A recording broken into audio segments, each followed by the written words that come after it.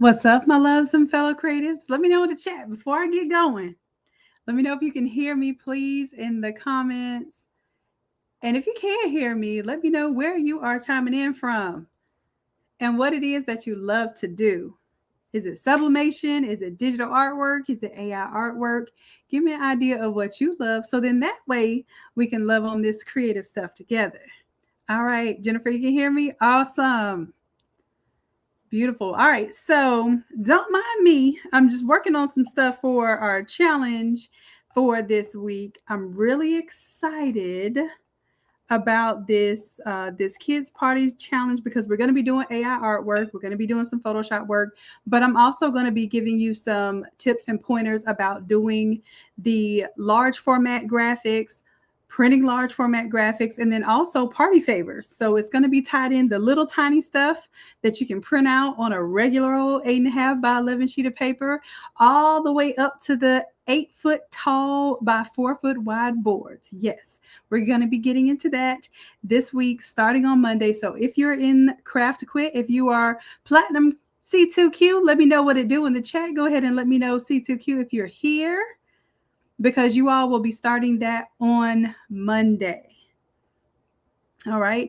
And for those of you all who may not be in the Craft to Quit community, remind me. And after I get some design work done today, then I will give you the link where you can sign up for the challenge.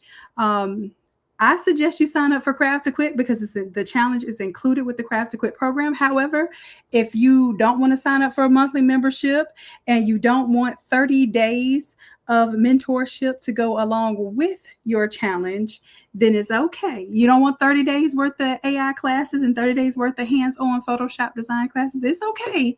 I did make a link to where you can just purchase the challenge, just like in the olden days, but I made the challenge $97 instead of $197.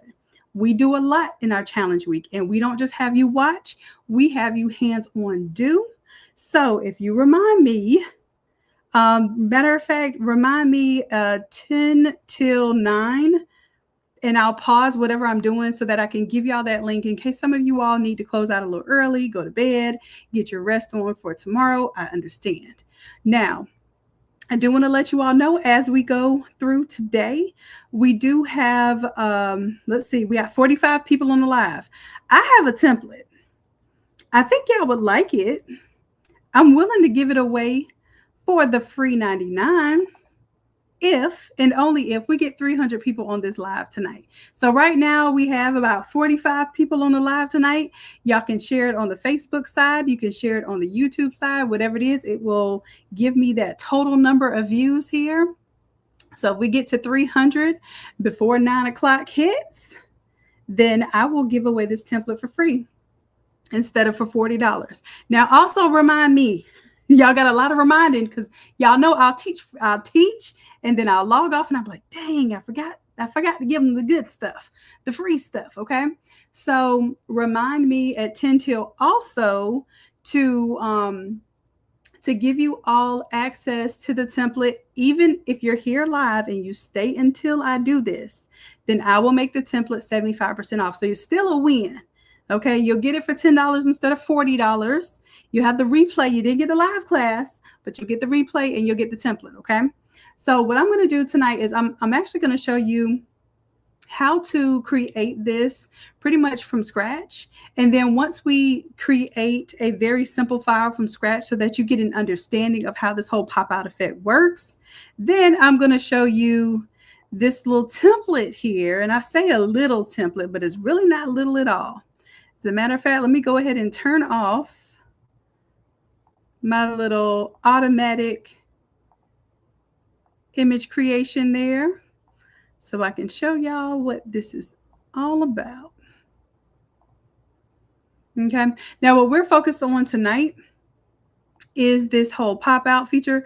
Don't mind this. This is actually something I may do as a bonus. We'll see. We'll see. I may do this as a bonus, but it may not be tonight. We'll see. This is a little something extra I was working on for y'all. All right, so we're keeping it simple, but it looks very complicated. And it is very complicated if you do it with Canva. I'm not going to lie to you. I've been seeing how people are making the pop out effect in Canva, and it's not entirely difficult. Okay, it's not. You can do it. It's not scalable. Okay, the reason why I work in creating templates and then providing templates for you all, because I want your work to be scalable. I want the whole football team to come to you and you can get each of those designs done in 5 minutes. All right, I want you to be able to flip the template just that fast. I don't want you to be putting the image in there trying to figure out, well, how do I get it inside of this one, and then you have to duplicate the image 12 times in Canva to get this part of the arm popping out but this part sticking in. That's too much. Okay, and I'm all for extra, but I'm not for too much. Okay, so what I'm going to do for tonight is I'm going to show you how we can look extra. We can definitely do the extraness. As you can see, extraness is built into this design right now. However, we're going to keep it simple and we're going to go straight forward. You gave up? Latrina, don't give up now. Now I ain't going to let you do that, but I will show you a better way. How about that? Okay, so first what I'm going to do is I'm going to simplify all of this, but just creating a fresh new layer, okay? Let me go ahead and do File, New. I'm just going to create like a 13 by 19, and I need to change that from pixels to inches. I was working in pixels for a project. 13 by 19. And usually I just keep it at 150 because we're doing some large scale graphics. But if you're doing this as 13 by 19, you can go ahead and put 300 there. I just don't recommend 300 pixels per inches for projects that are much higher than that. And I teach you ways and tricks. Like in this challenge, I'm going to teach you how you can design a whole 4 foot by 8 foot backdrop to where, and speaking of which, let me close this up. Y'all see how small this is? I'm going to go image size. Let me revert this. Yeah, because now it's 150. Let me go back to 15 PPI. That's how I design y'all in something tiny like that. But guess what? I printed this out in real life and it looked real good. So I'll be teaching y'all those tips and tricks in the challenge this week. But let me go ahead and close on out, save this, because that's not what we're working on tonight. This one too. Let me close. Oh, I thought I had another one open. All right, so as we have this open, I want to show you how I basically created this text effect. So I'm going to take where it has the number 26 here, and just so that I know, what my font is and all that good stuff, what my effects are, I'm going to show you that. This is the beautiful thing about Photoshop. You're going to be able to have all of these different effects at one time. So I'm going to copy this.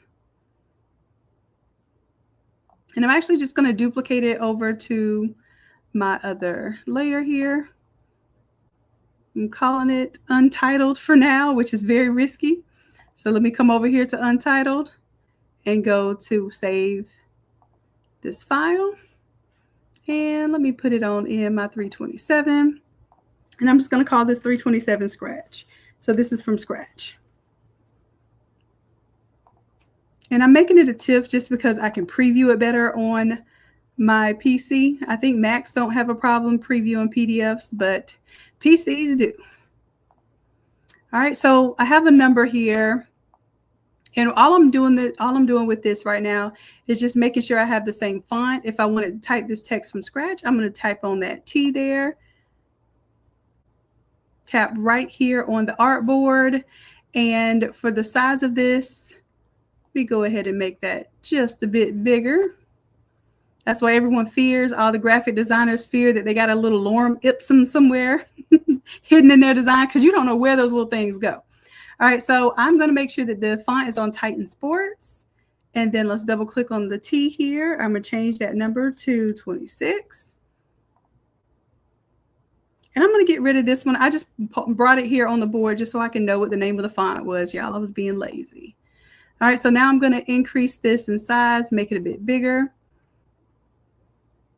Now you have an opportunity here to make the text a little bit thicker so that the thicker the text is, the more meat you have to set your image inside of.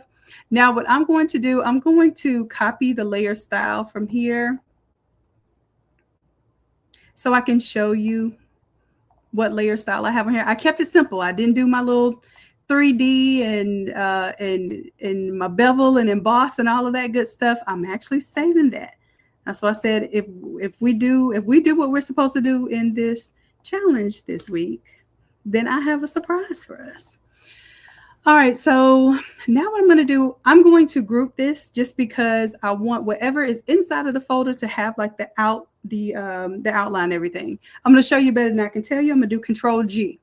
Now that works in Canva too. Control G means to group, right? So this is just my number here. Now what I'm going to do is I'm going to paste the layer style here. Now you can create this layer style from scratch. I just wanted to paste it so that I could show you what the layer style actually looks like. Now, you cannot do this in Canva, y'all. You can't do it in Canva. Let me tell you what I just did. I have, and as a matter of fact, let me show you what I did. I'd rather show you better than I can tell you. We pull this up here. So you see I have a stroke number 1, which is black. I have a stroke number 2, which is white. And then I have a gradient overlay filling in the inside of here, just so that it goes from a little darker to a little lighter. If I'm going to design in Photoshop, I'm going to make sure that I let people know this was designed in Photoshop. Just like if I'm doing sublimation, I stand out a little bit because I know I can do more with sublimation than I can with a screen print or a DTF. So I always make it stand out. Drop shadows, just fade off effects and things of that nature help you show off that higher level print process. Okay, so now I'm going to show you that I also have a drop shadow here. Now, in Canva, you could do a drop shadow or a stroke, or they call it an outline. We call it a stroke in Photoshop. In Photoshop, I can do 12 strokes. I can do an inner glow, an inner shadow. I can do satin. I can add a little bevel and emboss in that thing. And that bevel and emboss looks pretty good. Might keep it, might not. Let me calm down. I like it, but that wasn't what we came to do. But I'm just letting you know you can do all of these things inside of Photoshop. All right, so I'm going to keep it simple though, because we're gonna make this do what it do. All right, and now I want to be able to kind of recolor this very easily. So what I'm going to do is I'm going to make a little solid color here. But where I'm going to get my color from is usually my logo. So I already have the colors picked from the logo, and I'll show you how to pick the colors from the logo. And I'm going to drag this above my group. Then I'm going to right click and I'm going to create a clipping mask. Do you see how that color just clipped only inside of the numbers? Well, we can clip colors inside of the numbers. We can clip backgrounds. We can clip textures. We can clip patterns. And yes, we can clip photos inside of there too. So let me make sure that we can see everything that's going on here. I don't have anything cut off on the screen. Make sure y'all can hear me, because what happens is when I get in my creative and my teaching mode, sometimes I'm not looking at this chat, y'all. So make sure that y'all talk back to me, okay? Let me know, because I can kind of see it moving over here in the corner of my eyes, and I can check on y'all. So far, how are y'all feeling? Are y'all afraid of Photoshop? Is this looking easy enough to start off? Is this something that you're going to watch the replay and try it yourself? Let me know.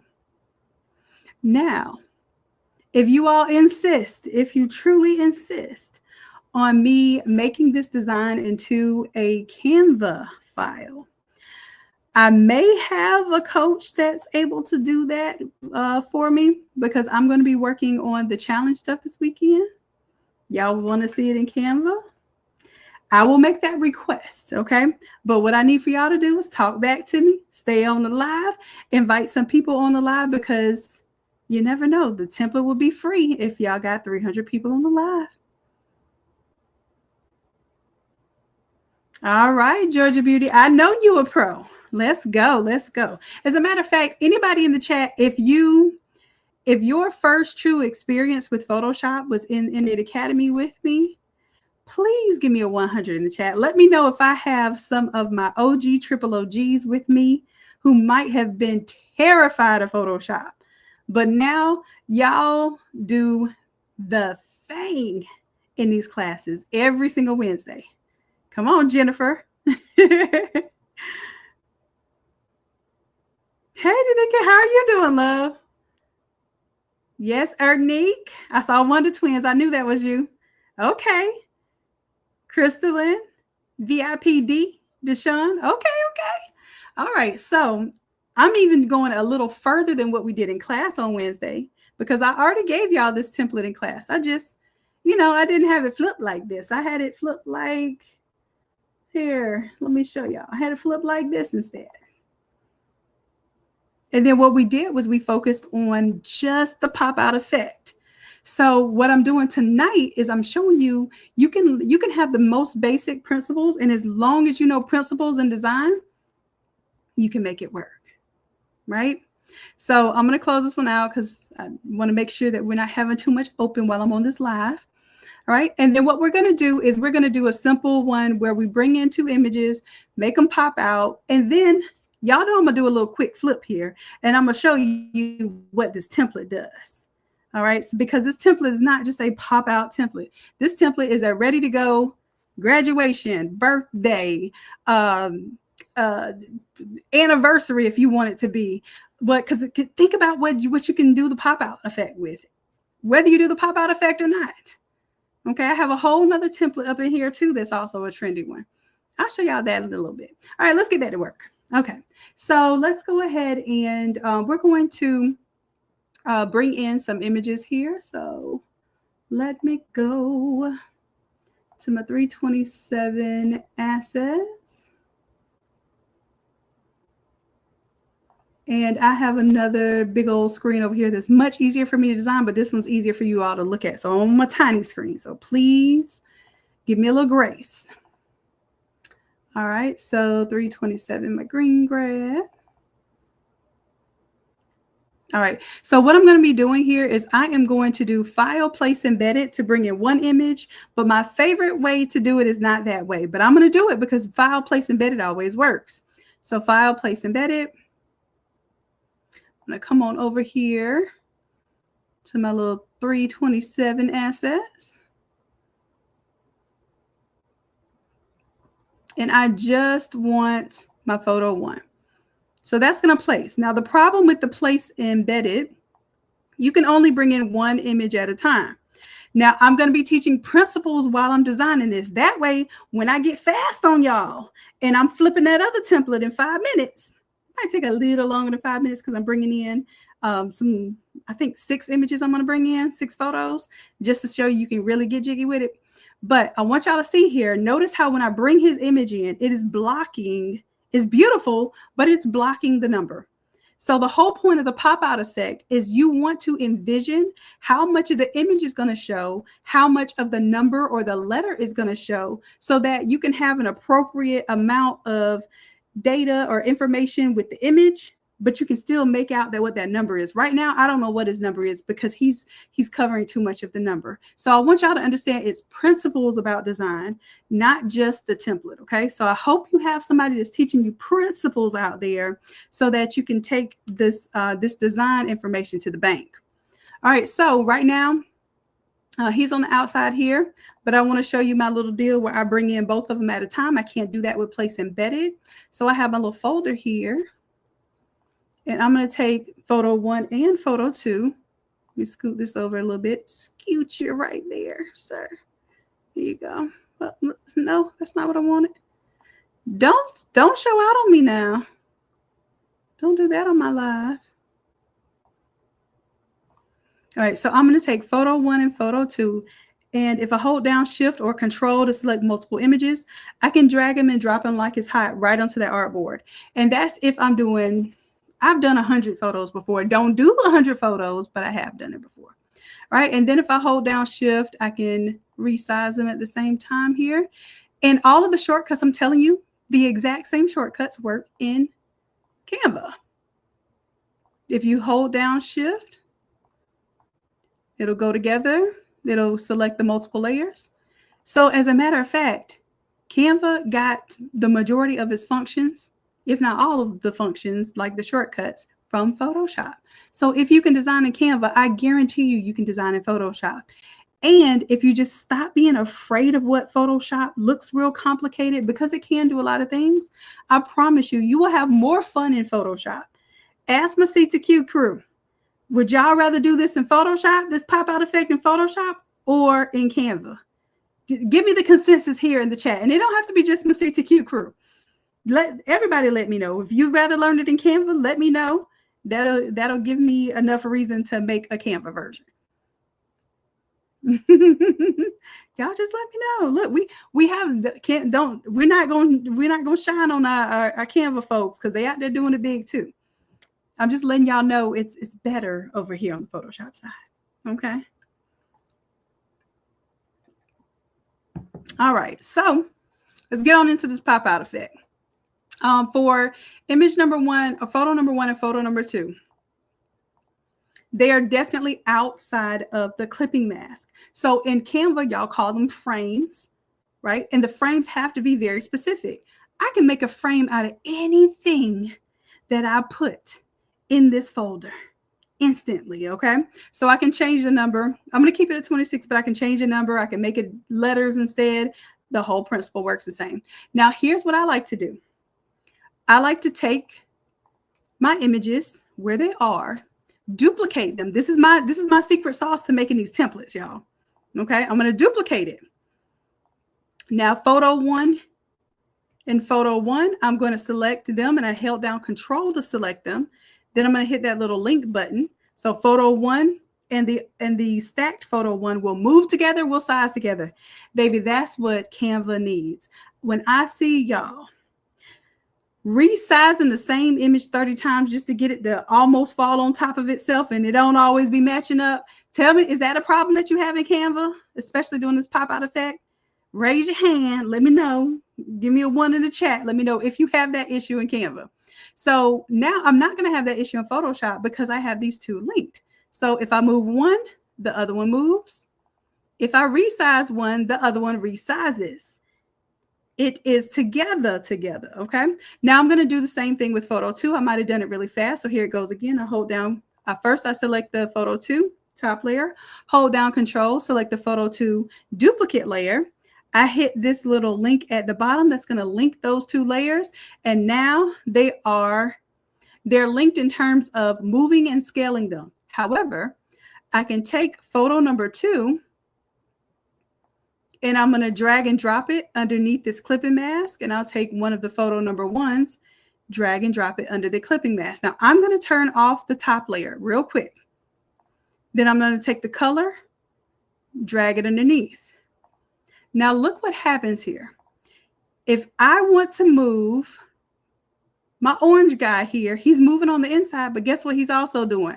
Moving on the outside. You can't do that in Canva, okay? So when somebody tells you that a template does not exist for this pop-out effect, that's not true. You just have to think template-minded, okay? So that's what I do. I do the template-minded thinking for you all and build them into some really intricate looking templates, but then I'll show you how to flip them in 5 minutes. But here, I'm teaching you the principles so that you can be confident that if you could do this from scratch, you can definitely do the doggone thing over here, okay? I'm just building up your confidence tonight, okay? I'm going to spend a little time with y'all tonight because this pop-out effect is intricate. All right. And it's about principles and learning design.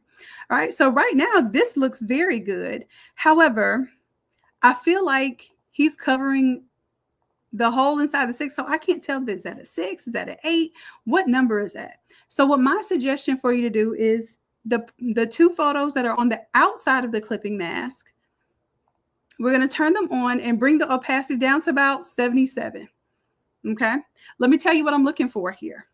The number one thing that I'm looking for is to make sure that when I place the image, I'm not cutting off anything major. Things that are major: eyeballs, nose, mouth. Okay. If you cut off somebody's eyeballs, nose, or mouth, it may not even be recognizable as a human. So what I'm doing in my head is I'm saying, okay, his eyes are intact here. This will cut off a little bit of his chin. So let me go to my green image and I'm going to raise him up just a little bit so it doesn't cut off his chin, because he got a little chin hair. He's proud of his little chin hair. It's a little fuzz down there. We need to make sure that we let people know that that fuzz is there. Okay.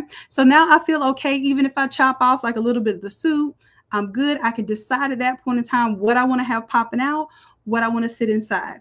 Now, also, I'm paying attention to the silhouette of my number as far as what is going to make this look like the number. So I'm probably going to end up not using this shoulder right here, because that is what is making the number 2 disappear. So I could even have my little pop out here. So what I'm going to do, I'm going to reduce the size a little bit here.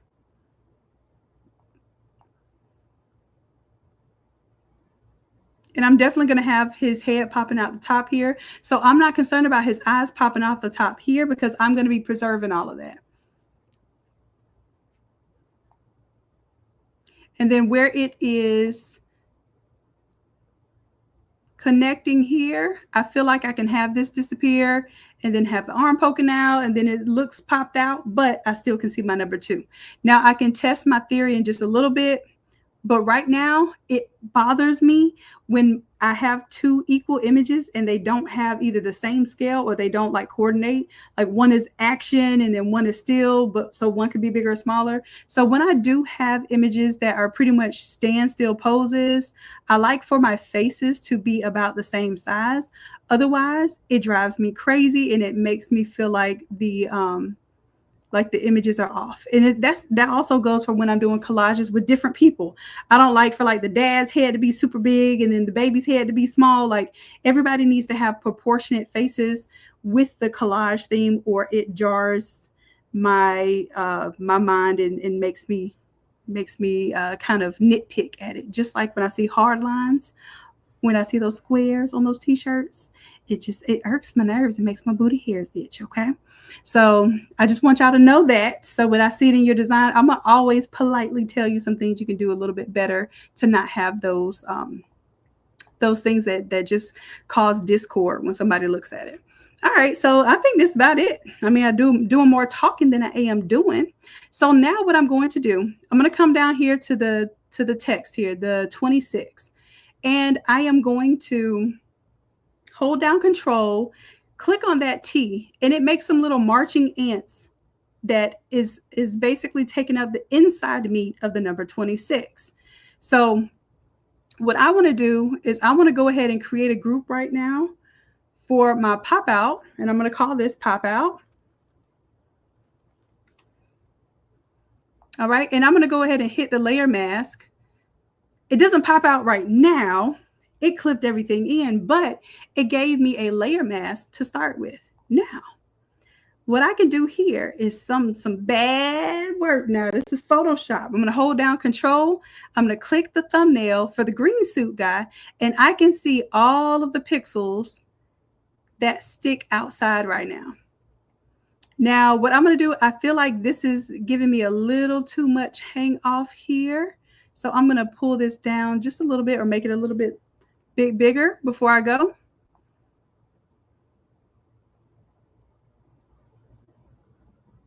There we go.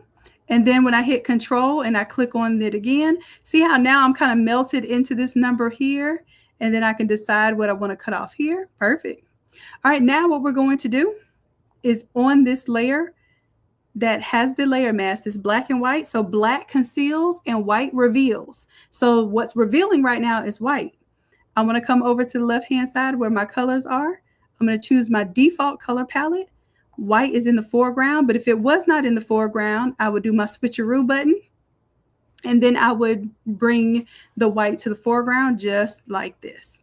All right, so white's in the foreground. I'm going to make sure that I have a brush. And the size of this brush right now is about 800 pixels. I'm going to change it to about 600 here. Get a little bit smaller. And I'm going to paint.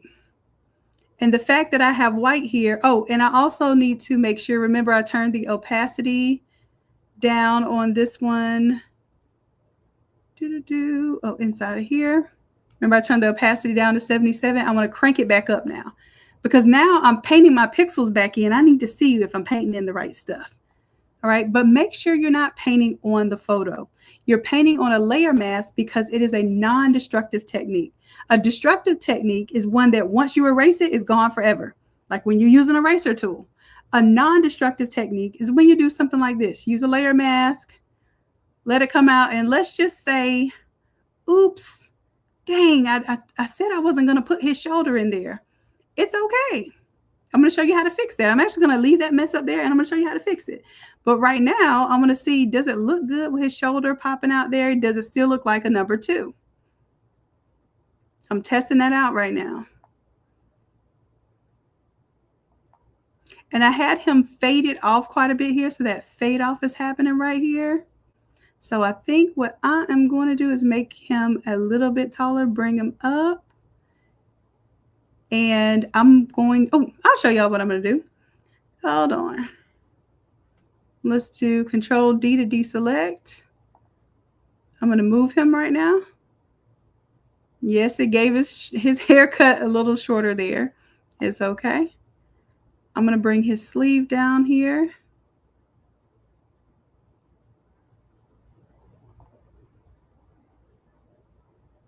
There we go. All right, and then I'm going to reset this 26 here. So I'm going to go to the T here. Control click on it. I'm going to delete that layer mask. I'm going to start with a fresh one here. Boom, boom. Control click on the photo now. And then I'm just going to paint. Bring them back.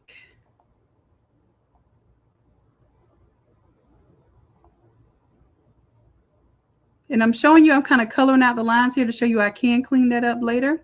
Now I can decide here if I want to bring the full arm here. I think I am going to bring the full body. Let it kind of fade into this number. But I wanted it hard cut off here. Now what happens is I'll have the inside meat selected for the photo. If I go back to the number, then I have the inside meat selected for the number. But I want to clean up what's on the outside meat. So what I'm going to do is I'm going to select the inverse here. And now black conceals while white reveals. And I'm just going to clean that up there. So it's the same image, but I can choose to show what I want, take away what I want, and still be able to play this game with this pop out effect. Okay. All right. So next one, I'm going to go a little bit faster on this one. And let me resize them just a little bit.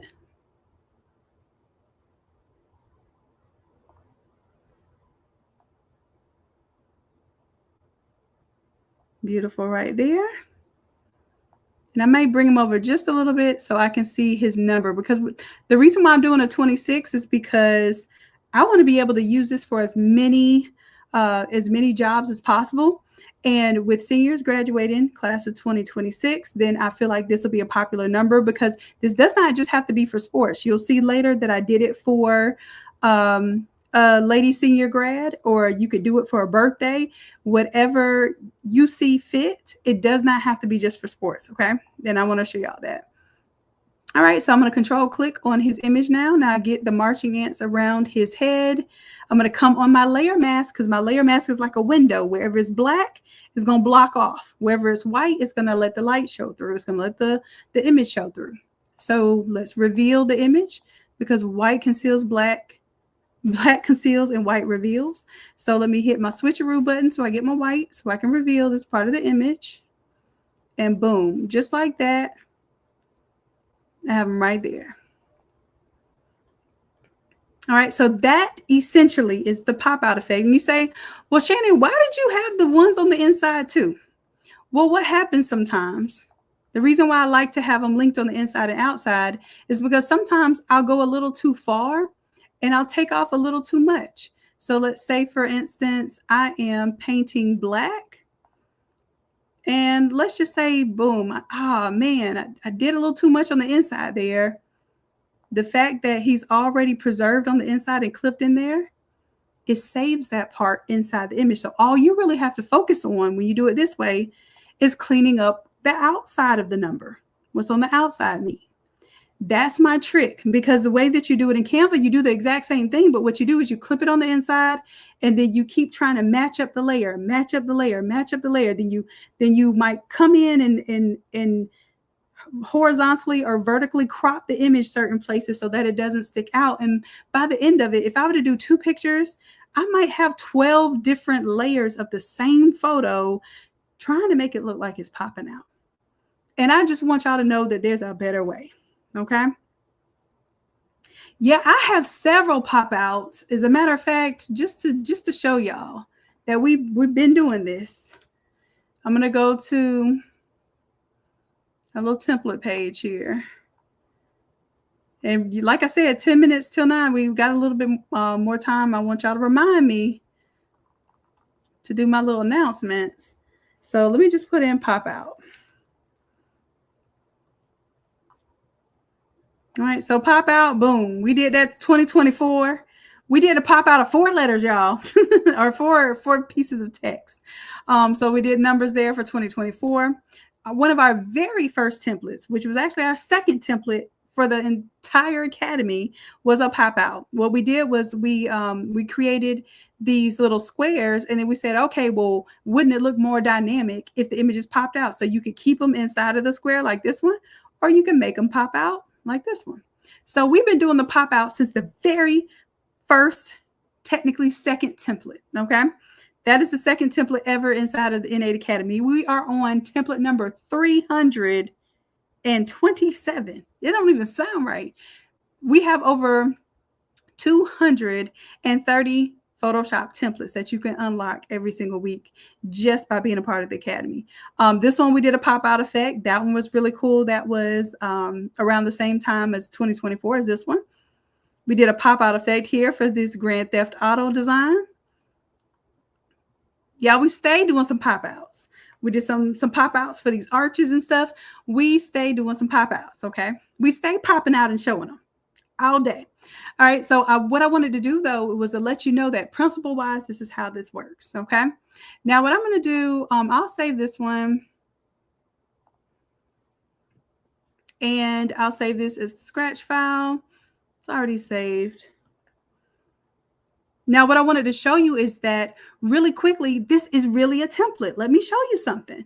Now, if I double click on photo 1, and let's say I want to change it to my red grad. Where is she? Got too many tabs open, y'all. There she is. Let's say I want to change it to my red grad. Photo 1.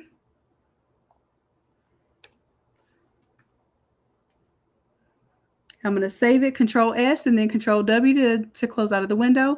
Now I'm going to do a file save as. I'm going to save this as my red grad. All right. So then that way I have my green grad. Now I have my red grad, because once I change out these images, they are indeed changed. So then photo number 2, boom, I have this one.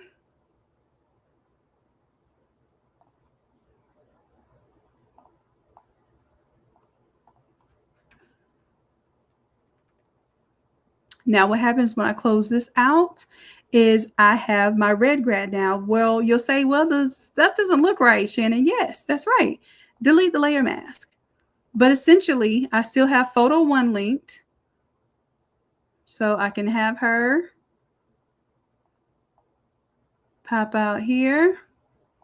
And again, remember, I want to bring this opacity for this layer down to about 77 so I can see what's going on. Make sure nothing important is getting cut off. Take photo number 2. I might make that a little bit larger because I'm thinking I want her hair to pop out here, but I want to keep this clipped in. That means I don't want to clip her chin too much. So I'm going to bring her chin up. Same thing on the left-hand side. Bring her chin up, and I'm going to scale her down just a little bit more. Okay. And for this, I can change the color. So let's say I want the color to match her color there. I can just double click on the color, use the color picker, turn it into the color of her shirt. And now she matches and blends in there. All right, so it's not quite a pop out yet. What I need to do is go ahead and turn my opacity back up. Okay, I can't tell that that's a 26. How are we going to make that pop out work? I'm going to hold down Control, click on the T, same exact steps. Go to my pop out folder that I created. Boom, create a little clipping mask there. because these two are already clipped in. These were the ones that are standing out. So I control click on the thumbnail for photo number 1, grab my paintbrush real quick, grab my default colors. I'll need white because I need to reveal the top of her head. It's already concealed. It's already black up there.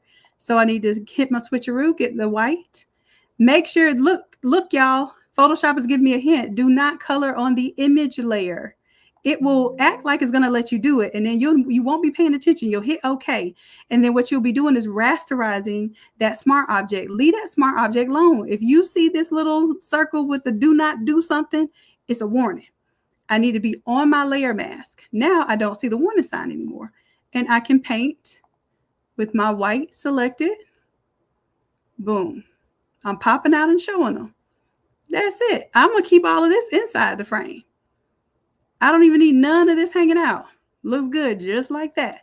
Now for photo number 2, I'm going to hold down control, click the little thumbnail. It gives me the marching ants surrounding that model image.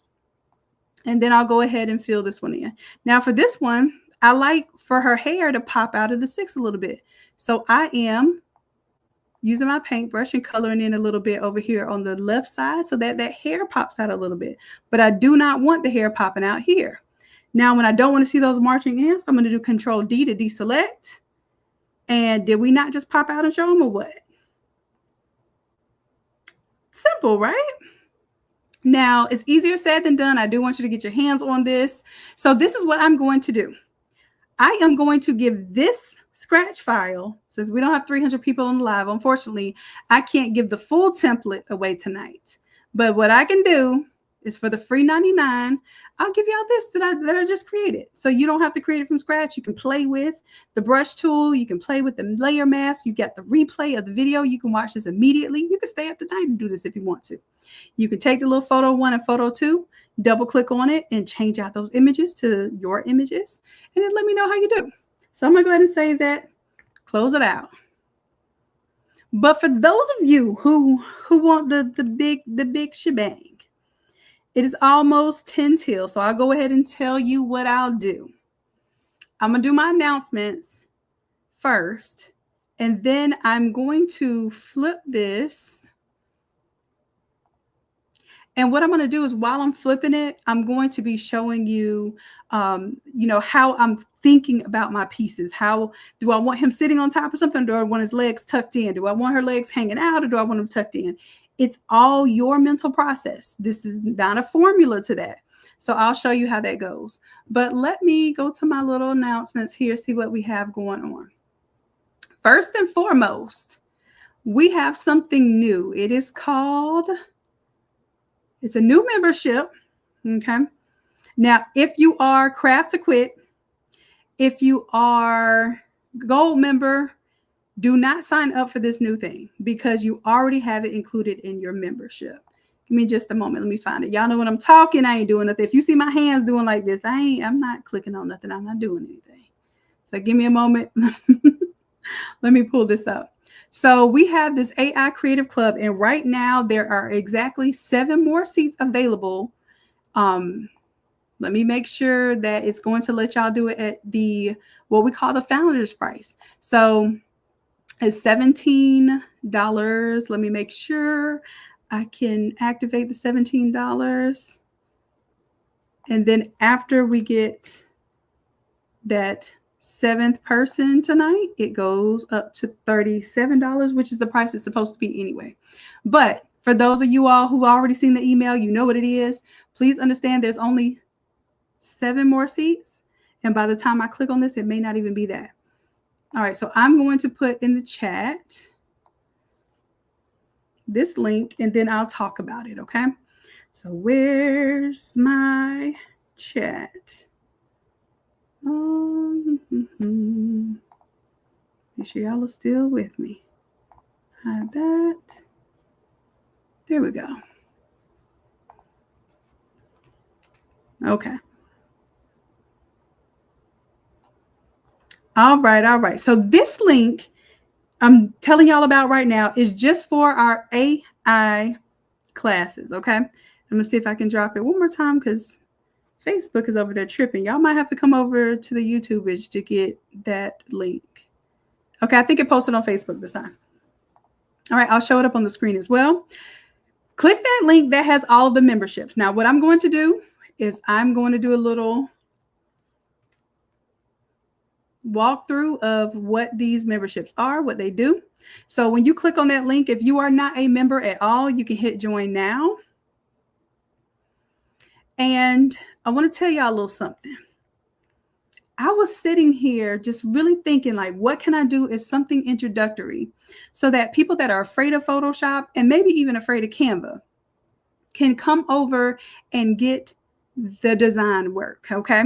So what we have here is our AI Creatives Club. Now, when I do an AI class, I'm typically charging $40 per AI class. I teach an AI class every single week. So those of you who are in my gold membership or my platinum craft to quit membership, you all know about this because you come to AI class every Tuesday, or you get the replays every Tuesday, or the prompt book with the images and stuff. So you all know about this. So please don't sign up for the AI Creative Club because you already get it inside of your membership.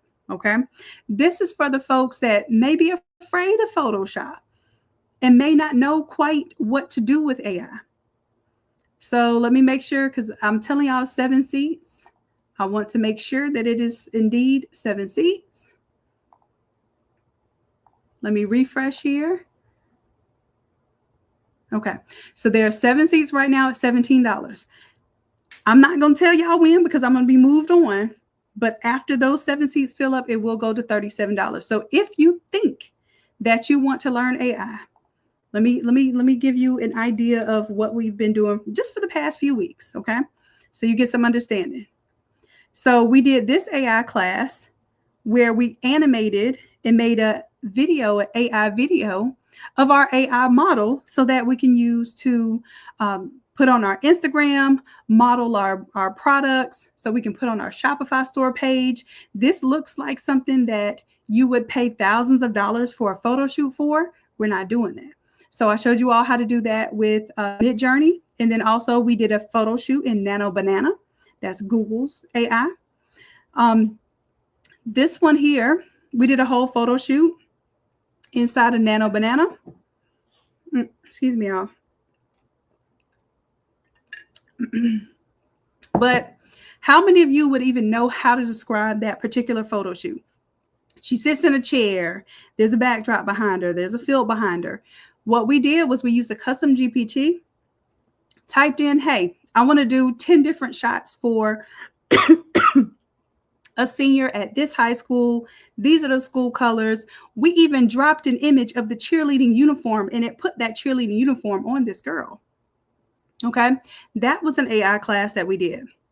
The AI class before that, we used ChatGPT to do the same thing. Then we compared ChatGPT models to the Nano Banana models, and the ChatGPT models looked a little more cartoony. Nano Banana got us a little more realistic, especially with the settings. So we did that in our AI class. Class before that, we created AI mascots, because why not? Why have a boring flat mascot when you can have the mascot? You can have them running wearing the school uniform. You can have them out in the field with pirate ships on the field. Anything that you can think of, you can create an AI. Now, what we did with this too is we had a custom GPT that told us how to design our mascot, how to design our backdrop, all of those things. We do not play with AI over here. AI is not cute to us. AI is a tool, and it's a heavy tool at that. All right, so here we did a lot of things. This is our last challenge AI class. We created t-shirt designs. We created mock-ups. We created models. We even created some image assets. So for instance, if you just want a little logo or something, we created that. All of that is what brought about this whole project. So every single month we do a project that starts with the challenge, but then we get in depth and we say, hey, this is how you're going to execute designs. This is how you're going to execute your mock-ups. This is how you're going to execute these large-scale event graphics that you want to do, or these trending graphics like this repeat text that has a little breezy bowl kind of embedded in that one too. So we're taking the popular and trendy things and we're showing you every single week how to execute. So if you're interested in just the AI, let's say you're not ready for Photoshop yet, we do a class every single week And here, let me show you. I can show you better than I can tell you. Let me bring this one up. I think this will help you all. All right. So yes, I use Canva too. I really like Canva. In fact, I love Canva for some of the things that I use Canva for. All right. So I'm going to show you all this one. This is literally what we've done this past year with AI and Photoshop. It literally shows you August, July. We did this whole racing theme, right? Then in June, we did some party related stuff. We started our back to school. In May, we did party things. You already know. For April, we did graduation. For March, we did graduation. And we even started some graduation in February. But the thing is, it wasn't just graduation. It was events. It was designs. It was anniversaries. It was weddings. It was floor wraps. It was t-shirts. So I want you to see that every single week we have a live class, not just a little replay, where I go clicking around on the mouse a little bit and showing y'all AI artwork that I created that day. No, I'm showing you in depth for a full hour. We're hands-on training together, learning a new skill.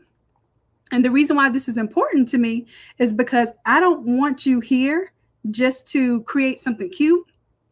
I want you here to execute. If we're doing anything cute, it's executing, okay? That's a good one. That's a new one. All right. I promise you, even the designs that we do in Photoshop is not just to be cute every week, y'all. This is for you to have actionable results. You get a design done with me in class on Wednesday. That means you could post it Wednesday night and instantly get attention on this stuff. You do not have to wait to watch a replay and then play with it. You can literally get it done with me. And that's the power of the live classes. So what I'm doing is I've created this AI club where you only get the AI class. You don't get the Photoshop. You don't get the Canva templates. You don't get the live Photoshop class. You don't get the craft to quit coaching. You don't get the challenge, but you do get the AI classes. You get 4 live classes every single week. Every single month. And then you also get 4 recorded classes. So you unlock 8 classes every single month.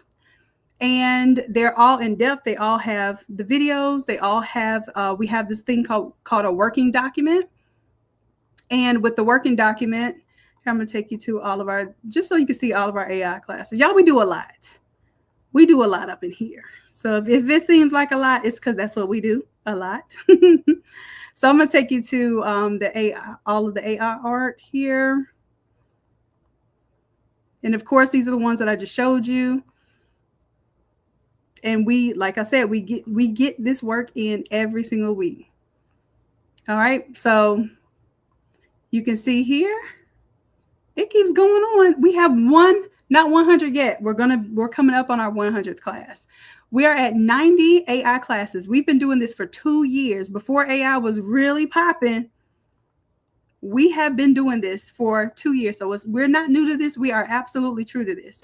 And we figured out ways to, make anime have a face that resembles the person. If you're making a storybook or if you're doing a memorial design, we have projects. And every time we do a project, that project is tied to AI artwork. That project is tied to a design template. That project is tied to our challenge. And that project is tied to your Shopify store and your Etsy store. And it's relevant to the season of what you need to be listing to make money right now. So the big picture is, the whole idea is to get you making money, having fun, and doing what you love to do. All right. So we got, we're coming right back. All this stuff is so relevant. It's still relevant. The family reunion stuff, the breast cancer awareness stuff, the Mother's Day stuff is so relevant. It's literally coming right back around. It does not die, y'all. Only thing is, every single week we keep sharpening our skills. We do not play. All right. So just letting y'all know, this is just the AI artwork. And y'all need to go back to this royalty one because I think that one was a cool project.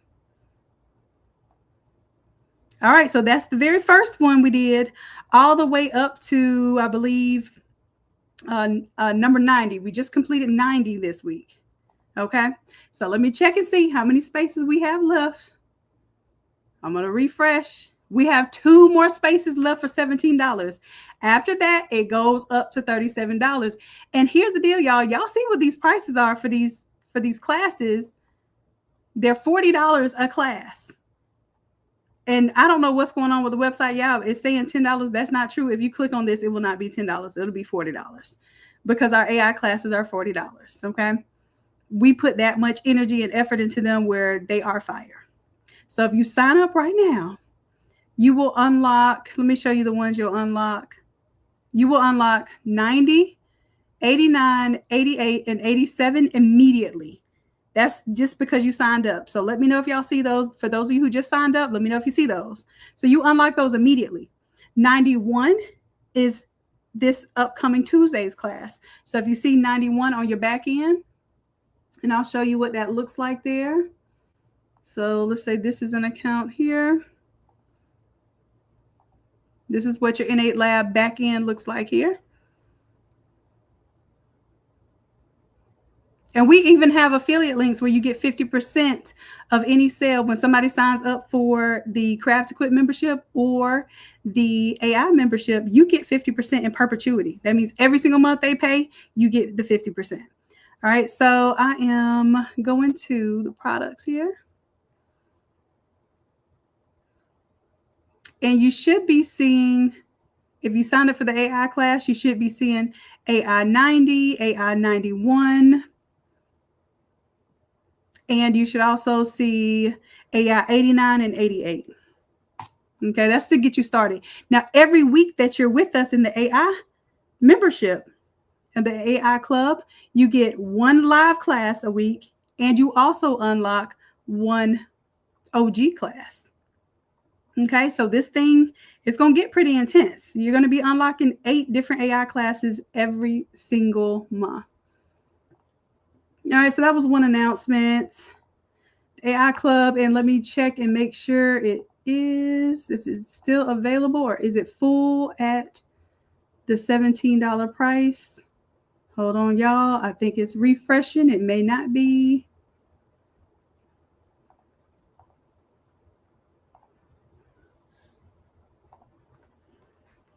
All right, it's full. It is now $37 a month. So those of you all who got it for $17 a month, you locked in that price for life. You better hold on. Ask my OGs who got in at the OG rate. I have people that have been with me for 5 years, y'all. They will not let go of their OG rate. They will let me know, hey, Shannon, my card didn't work last week, but it's working right now. Please charge me. Please don't let me lose my OG rate. I'm telling y'all, we have that kind of content where you're going to want to hang on to us. Okay. All right. So even at $37, like I said, for the month, you're getting 8 classes a month for $37. You got 8 classes a month for $17. You pay $2 per AI class. Congratulations. Okay. Because that kind of hurt my heart to do it. But I wanted to get some founding members. I wanted to get some people who were believers. So my believers who jumped in and went ahead and got in on that deal, you will not find a deal like that ever again. And I promise that y'all can clip me on that one, because I know sometimes I'll be like, I'm never going to do that again. And then I get all soft on y'all. I'm never taking that AI Creators Club down to $17 ever again. Okay. As a matter of fact, it probably will go up the more AI classes we build into it. All right, so that was one announcement about the AI Club. I'm really excited to have y'all in that. Next, let's see here. We have the challenge coming up on, I want to say on a Tuesday, but it's coming up on Monday. No matter how cool that might have sounded in my head. All right, so let's see here. Challenge. Where are you? Like I said, we got stuff going on all the time. All the time. Where are we at, y'all? I forgot to put it at the top, but it's on here. Here it is. Okay, this is the one that looks like this Wicked theme. We're gonna do some fun stuff in there, y'all. Y'all gonna be able to change it to any theme you want inside of the challenge. Okay. Any theme that you want. So if you got a Candyland theme, if you have a racing theme, if you have a dinosaur theme, whatever theme you want to change it to, that's your business. Okay, I'm going to show you how to create the images in order to do that. And I'm going to show you how to change those things into clip art that you can then resell just the clip art, right? Because why learn how to make AI artwork if all you can do is use it for your one project? Now, once you do a project, you have those images created, then our goal is to go ahead and turn that into something that's resellable as a digital product. So now you have your digital product, and then you also have the physical products that you can make with it. So if you're not in this challenge, you definitely want to be in this challenge, because I am spending 2 hours with you all for 4 days straight. That means Monday, Tuesday, Wednesday, and Thursday. You're stuck with me, okay? All right, so that is the challenge. You can sign up for the free part of the challenge, which I'm doing on the Friday after I do everything. Okay, so you're going to miss everything. You'll get, I'm going to come here just like I do right now. I'm going to come on a freebie Friday. I'm still going to give you value, immense value. I'm not ever going to cheapen what I do, but I can only do so much in 1 hour that y'all have with me.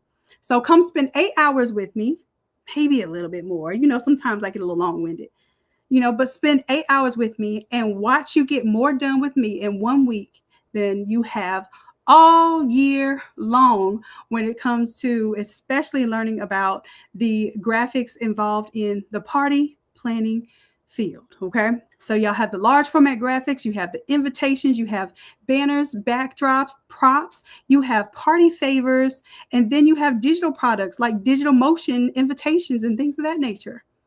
Oh, we're gonna touch on that, all of that. Okay, and the stuff looks good, y'all. It doesn't look like any old little thing that you can find from Etsy. Okay, it looks like you have professional design skills, and I want you to look like that. That's why I build the templates the way that I do. I want your work to stand out. I want people to know that this is a quality level design. Let me not come to her with my free 99 requests. Okay, all right, so that was that announcement. And I'm just going to post this. Everything I'm talking about right now is on this page. Y'all know I'll be talking. Don't be sharing the links and stuff. Customer happiness is not with me tonight, so I'm doing this free ball, okay? Okay, look here. I got the $17 membership offer. Whoop, whoop. Hey, who else got it? Oh, you got it? I'm just not seeing it. Michelle, congratulations. Jaleisha, all right. I have something extra special, too. So on Sunday, I'm going to be doing my prep work for the challenge. Normally, I do this all by myself in a very quiet room. I don't even like opening my mouth and my jaw, like opening my jaw to talk for the day when I'm doing my really heavy design prep work. What I may do, for those of you all who are on this live, and for those of you who have access to the Friday class, I need you to make sure that you turn on your email notifications. Now, I'm going to show you why you want to turn on your email notifications.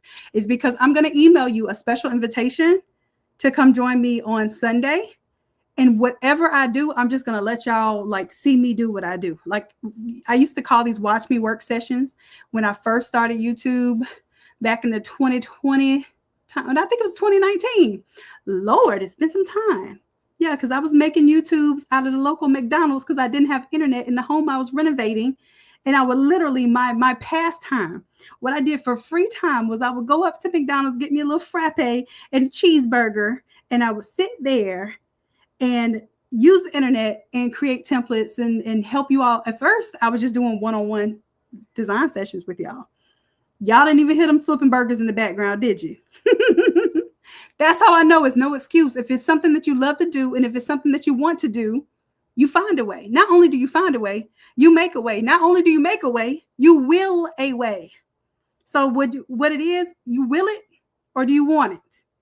Right? You can want something, but you're not gonna make it happen. When you will something, when you say I will do something, it's a different level of commitment than I want to do something. Okay. So I'm just telling y'all, I'm there. I'm with y'all because I'm willing some things into existence right now. I got a little complacent. I got a little overwhelmed. Life was life in y'all. That's why y'all haven't seen me on camera in probably about 6 months. Just not wanting to even show up, but just showing up in whatever minimal capacity I had to. And I realized, you know what? I'm not showing up for the people that showed up for me. I'm not showing up for the people that allowed me to make this a real career. Y'all, I don't have a job. This is what I do 100% of the time, full-time digital creator. Over 3 million in sales. I can't let y'all down. Okay. That's why I'm here. I was seeing what y'all was doing with this pop out stuff. I saw how stressful it was. It was making my booty hairs itch. So I said, you know what? Let me give them some options tonight. All right. So like I said, I'm going to show you why you want to be on this email list or how to get on the email list. Each of you have an account. If you typed in the word Friday under the latest Facebook post, and let me just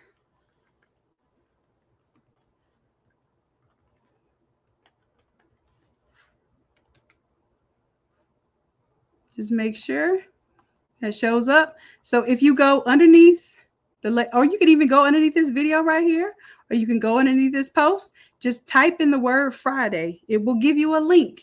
That link is where I'm going to give y'all the free files for tonight. So what files I'm going to give you for free? Stick around so I can show you what files I'm going to give you for free, okay? Because y'all don't get the editable template that I wanted to give y'all tonight. But I will give you an opportunity to buy that template for 75% off tonight if you want it, because I'm going to demonstrate it for you. See if you want it now. See if it works for you. See if you're going to be able to show out with it. And then I'll let you get that template for $10 instead of $40 tonight. All right. Okay. So it was 2019. Oh, see my OGs. Y'all was with me when I was shooting in the gym. That's what I'm talking about. All right. So here you are. Once you sign up, you'll go to your settings. Okay. It took me a little while to figure this out too. So go to settings, and then under options, I want you to go to notifications, and you can manage your email and in-app notifications. So some of y'all like, Shannon, I'm not getting the emails, or when you're going live, I'm not getting the emails for, when you do your special classes. Go to edit. Make sure that this first one is on. Allow Innate Academy to send me emails. That's naturally turned off unless you say it's okay. You have to turn that on if you want to get emails from me. Number one. All right. So turn that on. As long as that top one is on, then what you're going to need to do is also go to your email browser. If it ends up in spam, let me show you well, I don't know if I can show you what that may look like. Hold on. Let me see if I have one of mine that ends up in spam. There's a way that you can tell it, hey, it's not spam or it's not a promotion. I want to see it in my inbox. So let me see if I can show you that.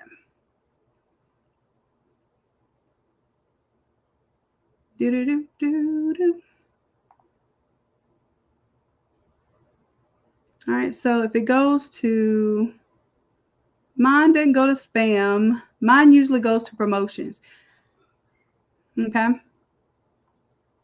So if it goes to promotions like this, so this is in your promotions, then you can tell it what you want to do with these kind of messages. So let me go back. Not promotions, hit not promotions. If you want it to go to a certain folder, tell it to move it and move it to the inbox or move it to a folder that you do check. Okay. And then what you can do is you can manage these type of emails for me. So you can filter messages like this and say, hey, anytime I get a message from this, I want it to go straight to my inbox. Okay. So I'm just letting y'all know, if y'all missing the emails, it ain't me. I'm emailing y'all. I learned from Coach City that it ain't no thing to play with emailing, because email is where them dollars roll in it. Okay. So I email you all, but if you're not getting the emails, could be two reasons. It's going to your promo folder, or you don't have that checkbox where you have subscribed to my emails. Okay. So I'm going to email you all a special link on Sunday that you all can come to a live demonstration of me just designing, and y'all can ask me questions. You can give me input, because I'm literally going to be making up what products I'm going to be designing for this party challenge. Okay. So that will be something, I don't think I've ever done that before, because usually I'm doing that for at least a 3 to 4 hour period of just pulling everything together, designing, making my AI artwork, changing colors, making mock-ups, all of those things. I don't know what I will be doing, but I'm positive that I've never shown you that full process before. So I do want to let you all in on that. Now, is anybody here wanting to come to the challenge On Monday, we do the like basically the prep work. We're figuring out who our avatar is. We're designing the real avatar. We design the avatar AI. This is our avatar from last time. Okay. We actually have a guy and a girl model. So those are our avatars we designed on Monday. On Tuesday, we do our AI design. So I'll show you what we did last time. This is what we did on our Tuesday. We designed models. We designed t-shirt graphics. We designed elements. We designed backgrounds. We designed all of the things that will help us prepare for the week and for this campaign. Because this is a campaign. This isn't just like a one and done kind of, hey, we designed some cute stuff in AI. Now everybody go to bed. Like, no, it's, oh, now I have a template pack I can, a clip art pack that I can sell. Now I can use this inside of my template. Now I can use these pieces to design a banner and a t-shirt. That's what we do with this. And then on Wednesday, we tie it together. We use those elements in a design. So just so that you can see what that looks like, let me take you on back here so I can show you the progression of how we do this thing, okay? We are not like any other academy out there. I promise you that. And when you come to class with us on our design classes, you don't just watch me design like you watch me right now. If that's the case, I could just have y'all watch me on YouTube. What you do when you come to our Photoshop classes in our Zoom room, you share your screen when you get stuck. I draw on your screen and tell you where to click. You get the work done in class with me. And if you don't get the work done in class with me, then I have failed, because my motto is no creative left behind. I don't play about y'all at all. Okay. So I'm telling you, we get the work done in class. So that was the previous one. We did the racing theme. So this one here is the football sports theme.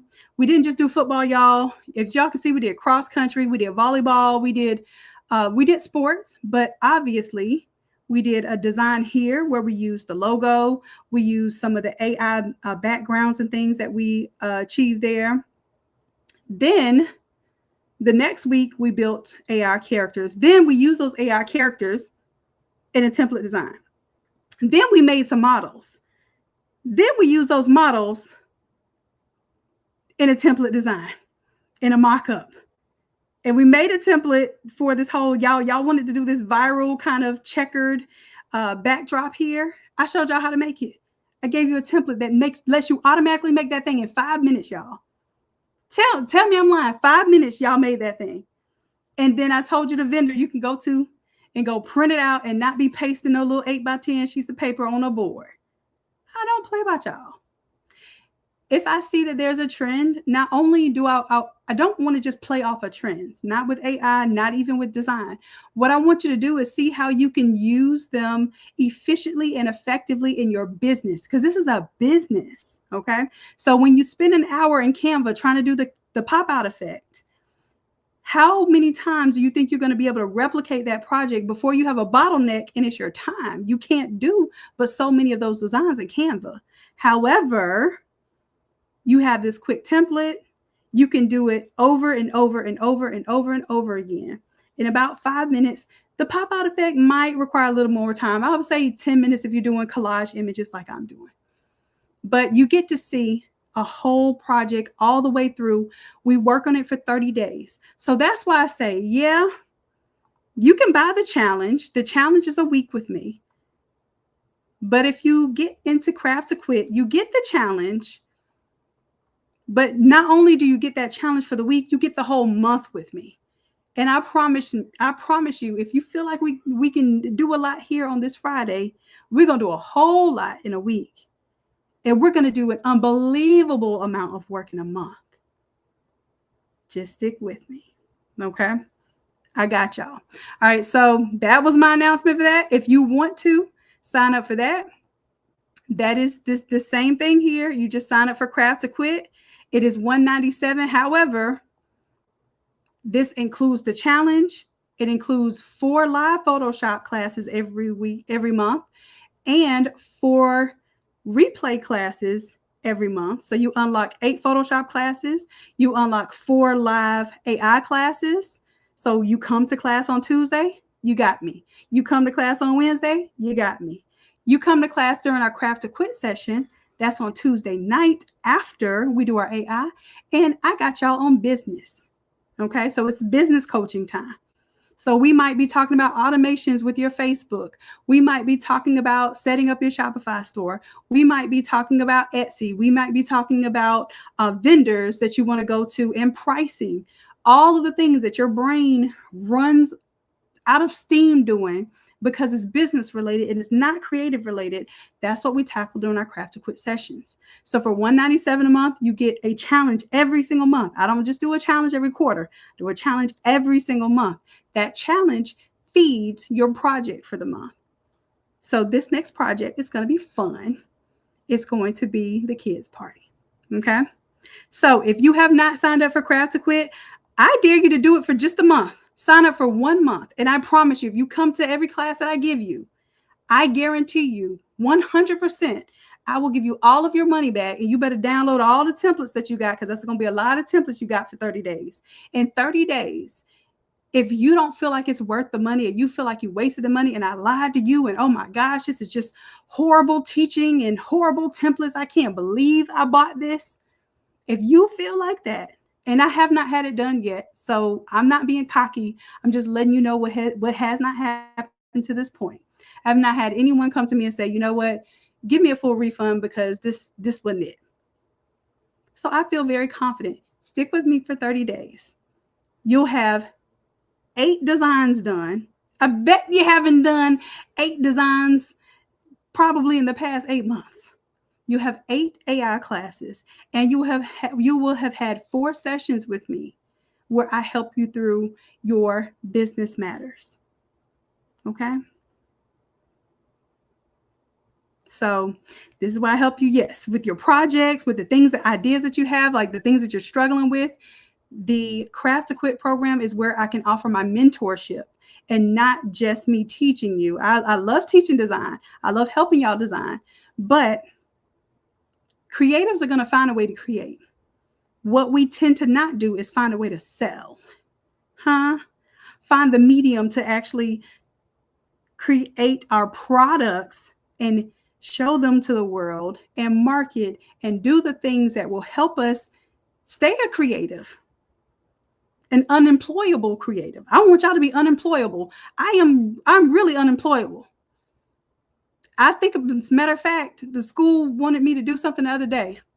And I was just like, I said, that kind of sounds like a 9 to 5. I'll come in and teach a class, but I'm not coming to the school every day and teaching. That's a job. Y'all don't pay enough for that, because if I do something every single day, my rate is my rate, and I can't be locked down like that, because then I can't create. So if your goal is to create regularly, if your goal is to create as a business, as your staple income, do the repetition. Come to these classes every single week. Build your design muscles.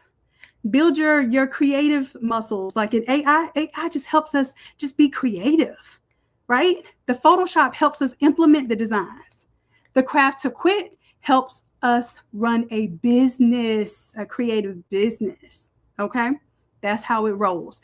And every single month, you're going to get that challenge in with me, and I do not play by these challenges. I don't just have y'all sit here and watch me. We do the work together, okay? So just letting y'all know what's available. I had some announcements today. My apologies. I usually don't have this many announcements. All right. And then we'll talk later about the affiliate. We'll talk about that in the program, because I feel like I'm getting too much into announcements. Do y'all want to talk about the affiliate link tonight, where you all can earn 50% by sharing with someone else? So maybe your membership is free if you get 2 people to sign up. Is anybody interested in hearing about the affiliate links and how you can sign up for that? Because if so, I can share that. And I think that's my last announcement. I'm probably missing something. And I told y'all to remind me of something. Oh, I know. I need to make that template $10. Because it may look like it's $10, but it's not. So template number, this is template number 327. 327. Now, what I'm going to give you for free, I'm going to give you the PNGs that I create for tonight, including my AI models, so that you can go out there and you can use these to advertise, even use them inside of your designs and make some money. Okay. But right now I'm changing the price of, let me make sure it works. Can't have y'all talking about, you said, okay, there it is. Okay. So $327, if you go to the one-on-one page right now, $327 is now $10. It's only $10 during this live. Okay. So while I'm designing, y'all be getting your little $10 template. Okay. Because once I'm done designing and I get off this live, it will not be $10 anymore. Okay. So yes, y'all do want to hear about the affiliate. Okay, cool. Let me get to the, all right, let me just show you how to get to the affiliate links. Anybody can be an affiliate. You don't even have to have bought anything to be an affiliate. You could just have a free product, like the free product y'all have right now for the Freebie Friday. As long as you have that, you can be an affiliate. Because you believe in me, you're here. And maybe you just need this motivation to earn this affiliate so that you can pay for your way. There's, like I said, we create ways. Where there is a will, there is a way. And that's why I say I don't wish, I will. Actually, my dad used to have a hat that said, no, it said, some do, some don't, I will. And it's just that simple. As long as you say it, you will it. All right, so and he did not believe in can't. And one more thing we couldn't say. It was can't, something else. I can't think of it right now, but I'm just telling y'all that that's the mindset. That's the mindset I grew up with. So when y'all tell me, well, I can't afford it. Don't say that. Don't say that foolishness. Don't tell yourself those lies. You can afford absolutely anything that you will not want, but will, because it's just that important. If your child's life depended on it, I guarantee you find a way to get whatever it is done, whether it be a medical procedure or you needed tuition for them to go to that private school that you wanted them to have the best education. You're going to find a way. So that's what I know. So I created this way. So I will hear no excuses. Oh, I can't join the challenge because I can't afford it. Yes, you can. Just promote it. All right. So here, once you're logged in, go up to your initials and go to affiliate. Y'all look at that. I got some affiliates for Coach MB and Coach Levi. That's my niece and nephew. They attend all the AI and Photoshop classes. They've been doing AI and Photoshop since they were 6 and 8 years old, y'all. No lie. So they just earned some affiliates tonight. Look at that. Okay, so what I want to do is I want to show you how to get to this. If you go on this affiliate page, go to where it just says Innate Academy membership. Just hit that link right there. When you hit that link, you can paste it and I'll show you. That unique number on the end is your identifier. So share that link. So when somebody goes to that page, and I need to go to it in another browser. Let's try this browser. It takes them to the membership page and you can just say, hey, if you hit join now, and you can let them read here. If you go to show more, you can obviously see that the Craft to Quit program is our most extensive program, but some people aren't ready for that right off the bat. And if they're not ready for that, that's fine. That's why I created the AI Creatives Club. It literally, if you just create AI artwork every single week and you package it as clip art that you can sell, or clip art that you use inside of your projects, you're already winning and making more than $37 a month. Okay, you're already breaking even just on one project. If you had to go buy stock art and spend a bunch of time making it fit your project, no, we make the project out of the AI artwork that we create.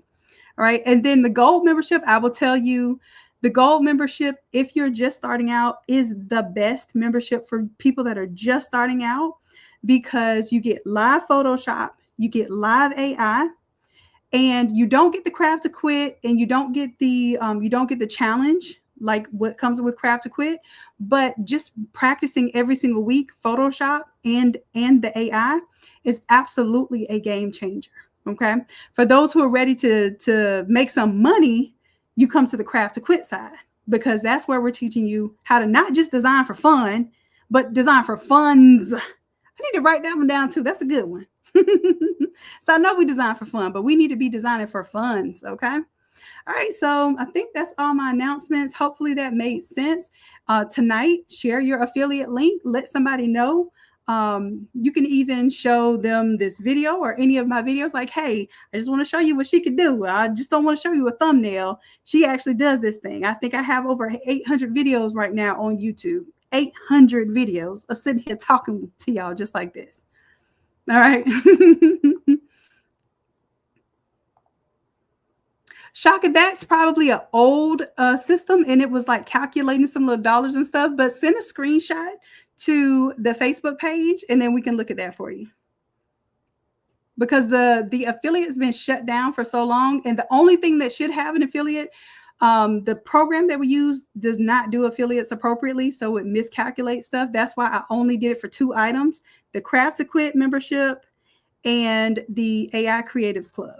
Okay, so if they join the Craft to Quit membership or the AI Creatives Club, then you get 50%. Now, I may do the gold membership too. I'll think about it, doing the 50% on the gold membership. The number for the one I just marked to $10 is class number 327. If you go to the one-on-one page, it's immediately the first product underneath that banner right there. And just as a reminder to my folks that want to set up, that was another announcement I have, that wanted to set up your Etsy and your Shopify store in 30 days. And you want me to help you design it and help structure everything. So we're going to set up Etsy in week number 1. We're going to get leads in week number 2. We're going to increase your average order value on week number 3. That's basically creating these bundles and those packages. And then on week number 4, we're going to set up a Shopify store. And I'm going to tell you why we're doing it like that too inside the program. You're going to have 3 hours with me additional every week for 4 weeks. It's called an intensive because it is intense. We're meeting on Thursday evening at 7 o'clock. We're meeting from 7 to, at 8 o'clock, from 8 to 10 on Thursday. And then on Saturday, I have either a 1 hour or 2 hour session, depending on what kind of Q&A y'all come with. So I'm literally taking up my free time that I just bought back, because I only work 2 days a week, y'all. I only work Tuesdays and Wednesdays. That was my dream, to only work 2 days a week, but really to work 1. So I'm taking that out so that I can help you all get ready for this holiday season. I cannot have y'all go another holiday season and you don't have your Etsy store set up, you don't have your Shopify store set up, and you're not making no money. I can't do that. So I'm setting aside some time, and I'm going to build mine with you. So I'm not just playing. I'm going to build an Etsy store and a Shopify store right along with y'all. I'm going to market it, and I'm going to put Coach MB and Coach Levi to work, because I ain't making no more t-shirts. I'm retired from the t-shirt and the physical making of things, unless I'm making a YouTube video and demonstrating. I don't do the physical products anymore, but I can absolutely show you exactly how I did $27,000 in sales in 3 weeks during Christmas season.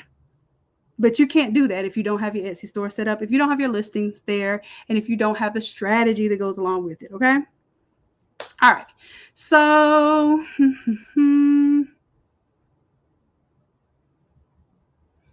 all right. Okay, so now I think that's all my announcements. I believe it's all my announcements. Now I want to get on to flipping this design, okay? And this will also be a quick reminder for those who took the class or who's buying the class. What I'm going to do now is I'm going to make a quick flip video where you don't have to watch the entire class video.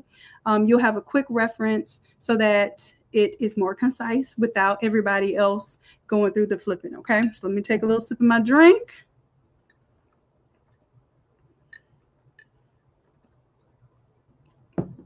How are y'all liking these live sessions? Because I quit doing the live Fridays for some time. I may have to do the lives on Thursdays if I continue to do them, because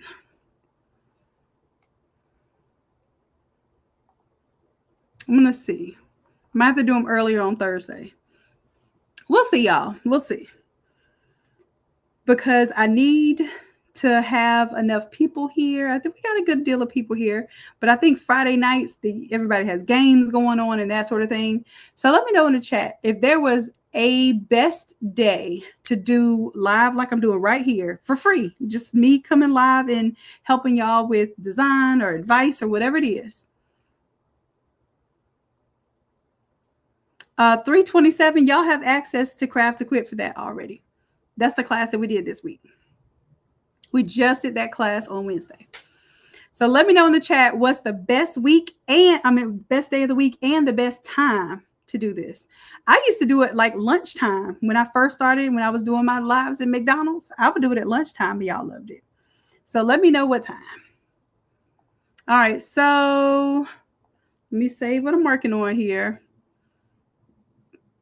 And because I'm getting ready to get into the red design here, I'm going to do a little file, save as. Oops, it's still saving.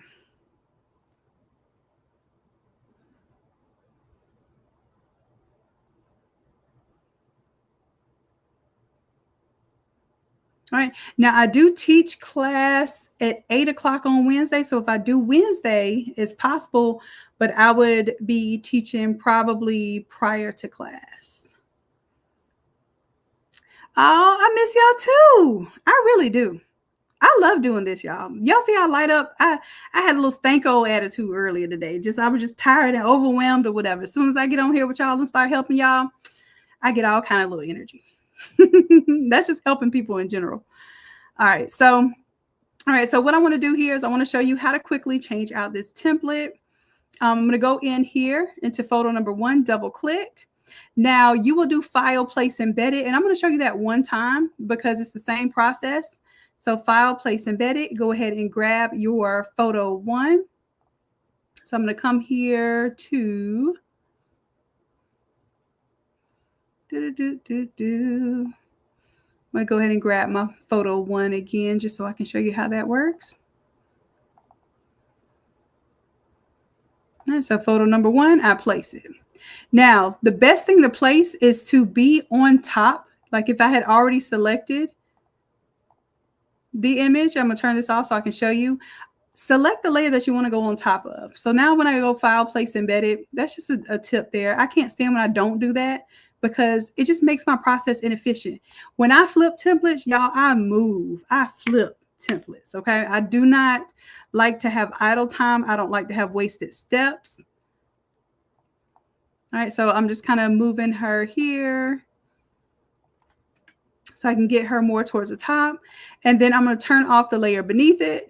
And her image is going to land on top because I had the top layer selected. Now, here are my shortcuts. Write these down. Control S to save. Control W to close out of the window.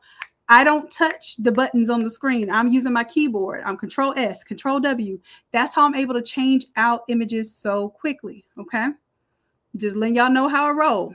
And then what I'm going to do here is I'm going to go ahead and delete that layer mask. And then I'm going to do a little file, save as. Save this one as, I'm going to save it as red 2 because I've already flipped it to red before, but I need to go ahead and do it again. All right, so that is photo number 1. Double click on photo number 2. I would do the same thing, but I already have it in here. So I'm just going to drag it above to the top, turn the eyeball on.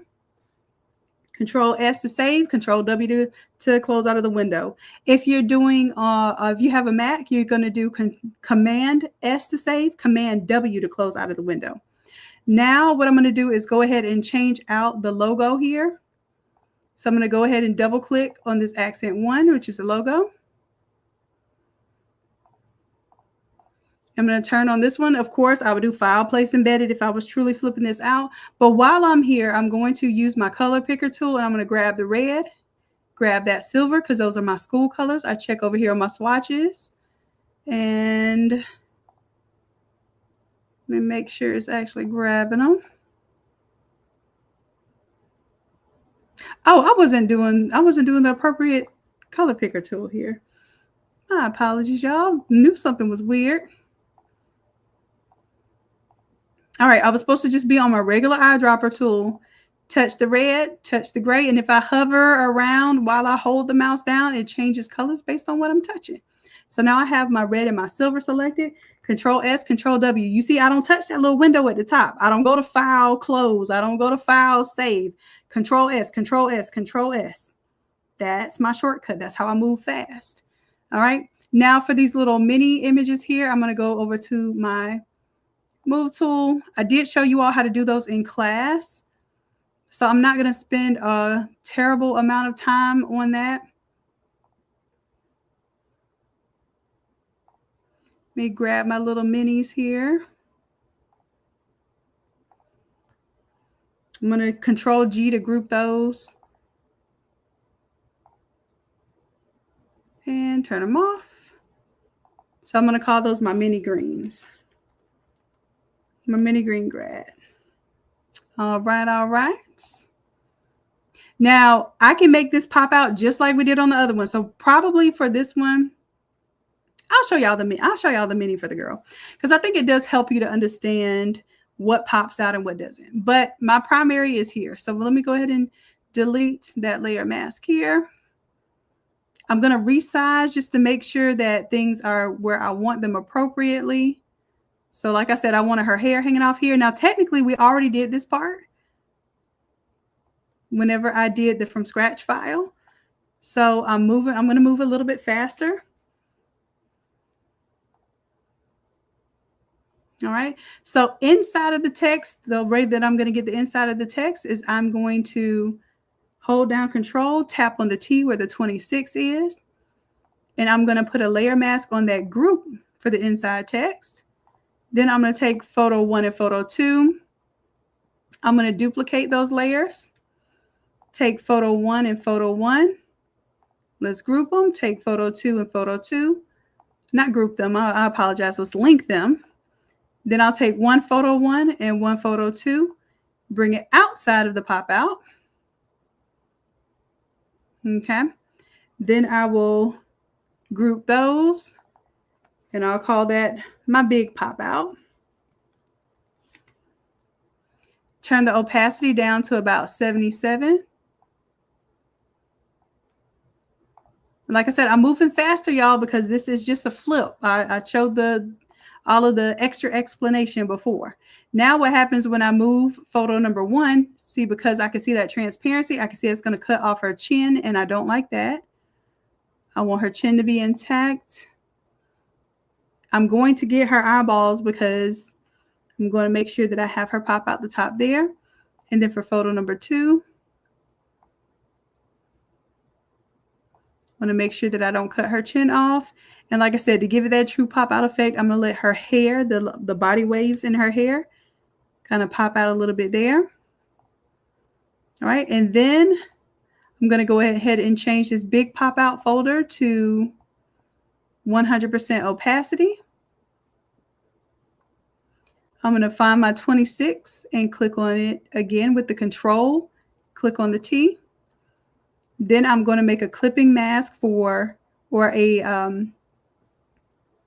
frame here. In Photoshop, we don't call them frames. In Photoshop, we call them layer masks. So I try to use I use the terminology from Canva too to make y'all feel comfortable. All right. So instead of a frame, now that is a movable and redoable frame, which we call a layer mask here. All right. So now what I want to do is I want to have some of the image pop out the top. Control, click on photo 1, grab that brush. See, I'm on the photo, but I need to be on the layer mask. White reveals, and boom, just like that. I just have her pop out the top there. Hold down Control, click on photo 2, go to my layer mask, and here I only want to be on the top here. I'm going to make my brush a little bit smaller, make it about 300, and take my hardness to 0. That just means it's going to be a really soft brush. And then I'm going to brush in her hair there. Beautiful. Control D to deselect. And she's absolutely popping out where she needs to. Now my colors are off. Don't worry. My template has smart colors. Okay. So smart colors means you just double click on the color. And whatever the primary color is for the school, you just duplicate that swatch. tap on the new primary color. It changes it, and I'll turn off the one below it. Control S, then Control W to save and close a window. Well, that looks good with that color combination. But that's not her color. So we're going to duplicate the layer, turn off the eyeball for the one underneath, tap on the gray for the secondary color, Control S, Control W. That's what I mean by my templates are templating. That's what they do. Now, because I'm not in green anymore, if I wanted to keep the football field, which I don't, I'm going to use a different image than the football field. I'm just letting you know that you have options. You have options, baby. So I'm going to come to this red down here, drag it above the gray, and then I'm just going to disable the layer mask here. And then this blend mode is color. This blend mode is on normal, but I'm going to change it to color. Boom. And now I have a gray and red background if I wanted it. Okay. All right. So for this one, we are going to be changing this background out. I'm just going to double click. This is one of the AI images we created in AI 86. Like I said, we use these images, y'all. If y'all ain't using your AI images that we create every week, what are you doing? This is gold. As a matter of fact, it's platinum. It's craft equip platinum. All right, so this one, I have the ties there for the Vikings, and I have my pop out. I have it say team name. Y'all, this is a done data. Like this is done as is. I can do white background. I can bring back, I like this little acid wash. It's really popular right now for the t-shirt style. So I was building that into some of the designs. I don't have to do a gradient here. I could turn off the gradient on the letters and just do the standard fill of the text, the way that you do that. And I didn't show that in class because we focus more on the pop out in class. But you can disable the layer mask. It'll be all gray. Enable the layer mask. It's kind of faded off there. You can turn off the gray altogether and it's all red. All up to you, okay? So I like the little fade off. Like I said, I like to do stuff that they can't do with vinyl. All right, so this is good for me. I think I'm going to do this dark version because I already have the light version. Check this out, y'all. Here's a bonus in here. So team last name, if you wanted to change the word team or you wanted to change the last name, you can go there. And let me make sure that this thing is centered, y'all, because it's bothering me. I knew it wasn't centered. It was just a little nudge, but I knew it wasn't centered. Let me go to last name. Make sure the word last name is centered. You see this little thing up here? Yeah, see, it was just a little off and it was just bothering me. Okay, so now my design is centered. That's my back design. I'm going to Control S to save. I'm not going to do Control W because Control W will close out of the window. I do Control W when I have a smart object open and I need to close it out. Okay, so that is my back design, but it doesn't have my minis, okay? So what I'll do real quick is I'll show you how to get the minis. So for the minis, what I did, I'll close that up. We'll close up this text for now. And I just want to focus on these minis. Now, we did do this in class, so I'm just going to call this my done minis. So these are all the minis that I already did, and I did them as a demonstration in class, but I'm going to do it again. So I'm going to come to the top of my mini folder.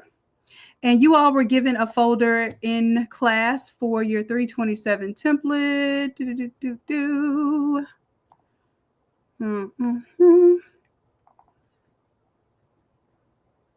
I believe, yes, your sample images. So these are the sample images that I gave you all. These are all AI generated from AI class number 89. And if you just joined AI, the AI tribe, please go check out AI 89. It was fire. Okay. Some of the most fun that I've had creating my AI models yet. Okay. So what I'm going to do, because I'm an OG, I'm just going to drag and drop these babies right onto my artboard. All 4 of them came in. All right. So now, before I do anything, I'm just going to go ahead and use the AI inside of Photoshop to remove the background. This is called the contextual taskbar. If you do not see it, then you can right click outside of the artboard anywhere in this dark gray area. I'm going to hide the contextual taskbar. You can right click and then hit show contextual taskbar. If that doesn't work, you can go up to window and you can make sure that contextual taskbar has a check mark. That's going to be your new buddy. I can't wait till they change the name of that because it's just not an easy name. Okay. I have to call it out because that's what you're looking for. I like easy names. Okay. Like the Michael Jackson glove. If I hold down the space bar, this is called the Michael Jackson glove to me. Why? Because now I can hee all across my artboard here. And it doesn't move my art. It just moves the perspective of it so I can zoom in, move to the side. And again, space bar. And the way you think about it, hold down space bar and go hee. And you'll always remember that that's a Michael Jackson glove. Now, what is it called in real life? I don't know. I just call it a Michael Jackson glove. All right. So I am cleaning up these backgrounds. This one already has the background removed. This one here, remove background. And then I gave you all these images inside of the 327 class. So you can follow these exact steps with me. Then we're going to remove the background of this one here. This was one of my favorite images that AI created. She looks so real. The setting looks real and all of that. Phenomenal. All right. Now, I don't remember what order I had these in, so I am going to guess. All right. So I'm taking these 4 images here, bringing them down because these are going to be minis now.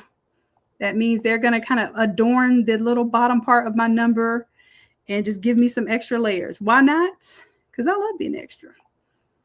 All right. So I do have them in order. So 1 is all the way to the left. 4 is all the way to the right. And I'm just picking it up and moving it, y'all. Then 3 is over here. I'm going to make 3 a little bit bigger because she got a little too small. And I want her to look like she's kind of sitting on this and also resting her elbow on the number 2. Boom, just like that. And then let's grab our cheerleader. I'm going to have her kind of popping out of the bottom of the 2, elbow still hanging out. But I think I want her elbow behind her elbow. Or maybe not, because then it doesn't look like she's leaning on the 2. I'm going to let her lean on the 2 there. And just push her, nudge her over just a little bit. Because I like how it looks like she's leaning on that too. All right. And then my image number 1 now looks a little too big. And like I said, when I do this, I like to make sure their faces are about the same size. It makes me feel all right. And I want her to kind of look like she's kneeling out. Now, the reason why I did these minis is because I want to show you the difference between when something like actually pops out and we just have something in front of it. The girl that's kneeling, she doesn't even need to be in the pop out. I like her completely out of the number. So I'm going to bring her to the outside of the pop out folder. I don't want her to try to pop out. Okay. My cheerleader, I do need her to be tucked inside of the 2 here. So I'm going to leave her in. And I'm going to be able to play with this one that's sitting, whether I want her tucked in or do I want her completely sitting out. I'm going to bring her out first. Now this one with the chair, I definitely want the chair tucked in. I don't like the chair sitting outside of the number. It doesn't look good to me. So she's going to stay inside of the pop out. So I'm going to grab these 2 and group them.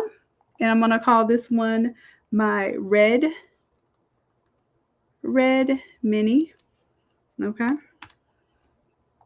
Now, again, same principles here. I go down to find my 26, control click it, go to my red mini folder, go ahead and create a layer, little layer mask here. Everything's clipped inside of there.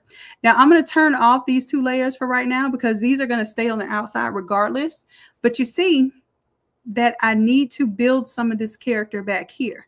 So I am going to open up my red mini folder. I'm going to control click on my cheerleader. Oops. Control D. I need to control click on her layer mask there and see how it gives me her contour. Now, I am not going to rebuild underneath the 2 because I wanted her clipped inside of the 2 there. What I want is her elbow, her hair, and her bodice. So I'm going to grab the paintbrush here. Now, black conceals. What does white do? Tell me in the chat. I know there's a little delay, so I'm going to let y'all come up with that answer as I paint with the white. Boom, she's back.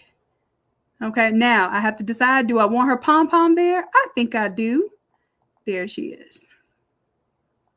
Now, if I make a mistake and I'm like, dang, I made that leg pop out and it looks weird. All right, so I'm going to come down to the 26 again, grab the inside. It has the inside meat right now.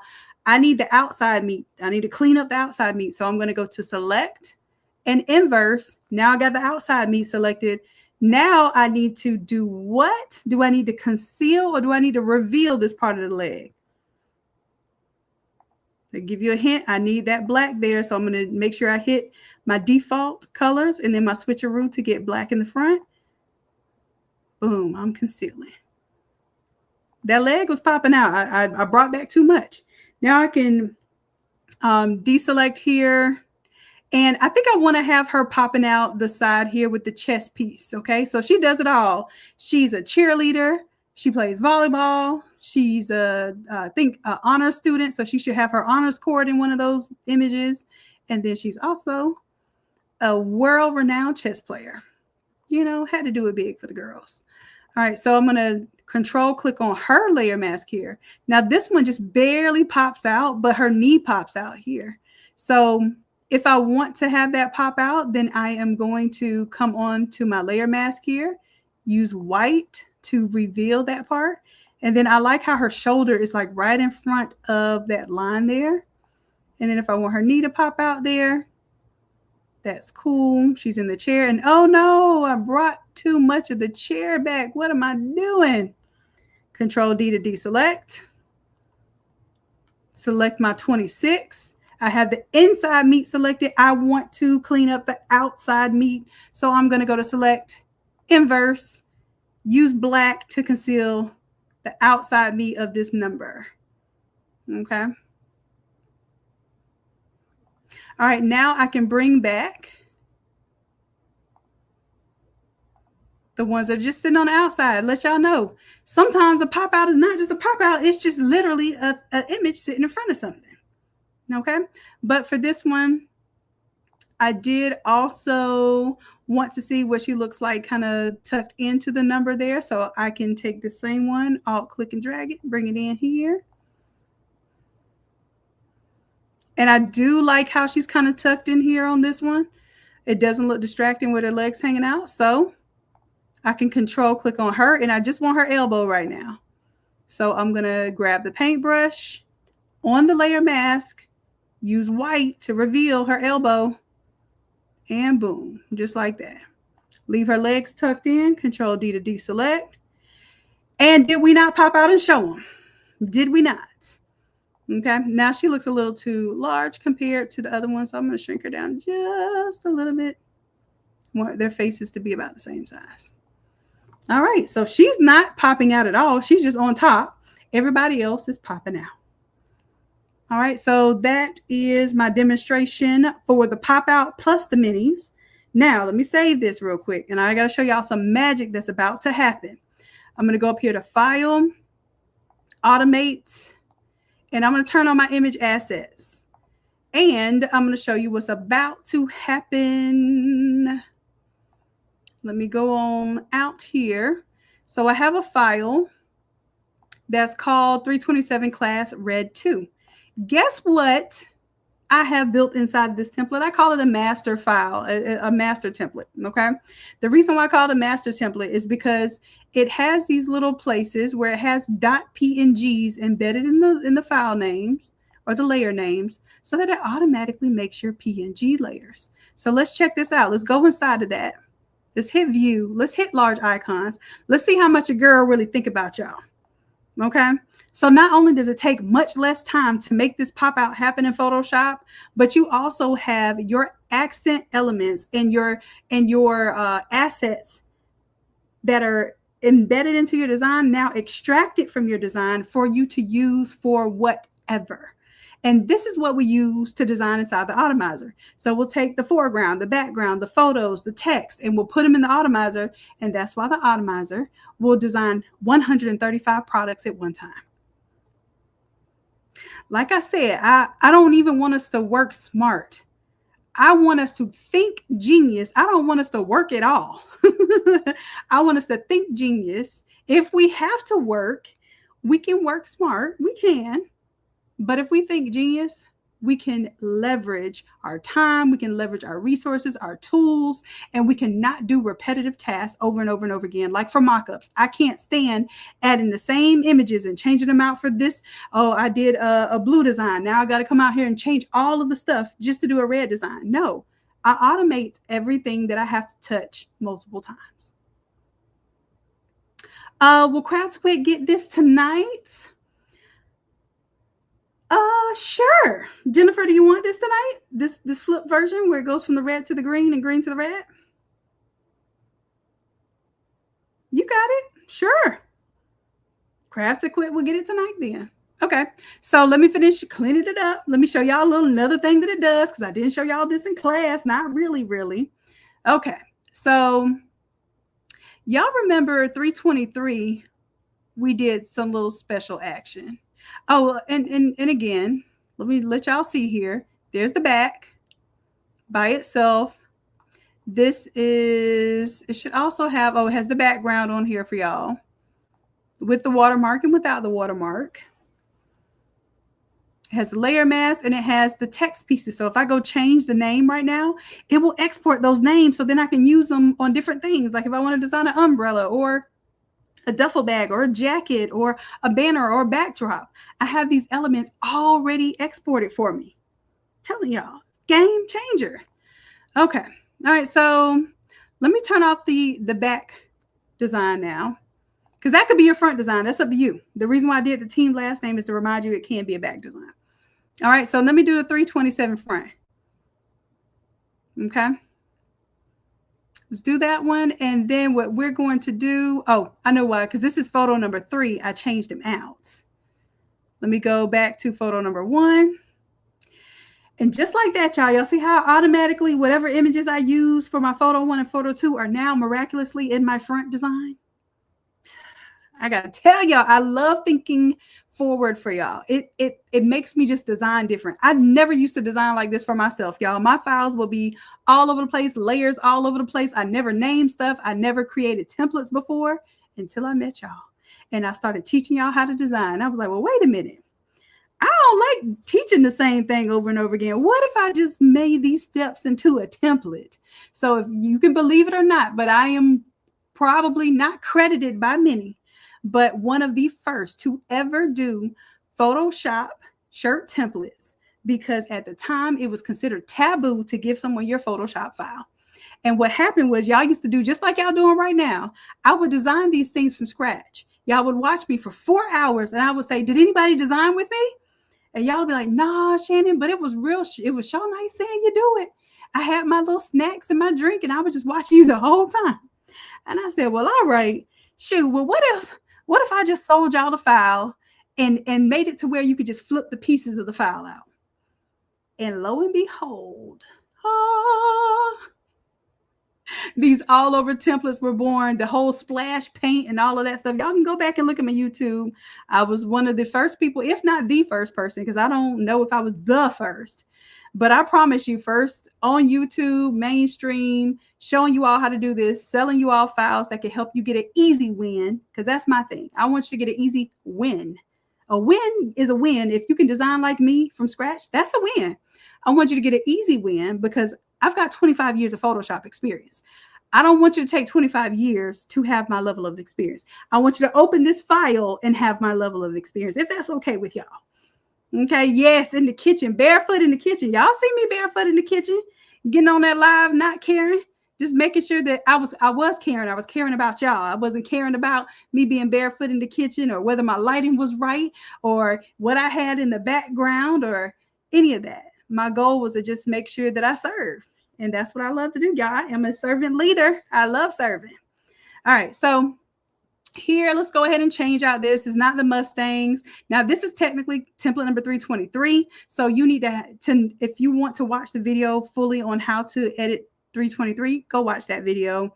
Go get that template because it is, actually, you don't have to because I've kind of embedded it here for you. But at least go back and watch the 323 video. All right, so Mustangs here. I'm going to go to where it says the mascot text solid. It says Mustangs. I'm going to double click. Now, watch the 323 video to figure out how I made it say Mustangs instead of Vikings. I went through the whole process of splitting it up, squishing it in, and all of that.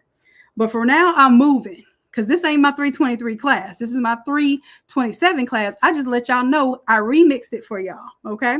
So now you have a different design for the front and the back, and they're both very highly trending images right now. Now you can just take this part off and just have the photos, or you could take the photos off and just have the text. It's your prerogative. Okay. I want to make sure I'm tapping on the meat of this text where it says Mandarin. Now this is directly editable, but I can just double click or right click, duplicate that layer.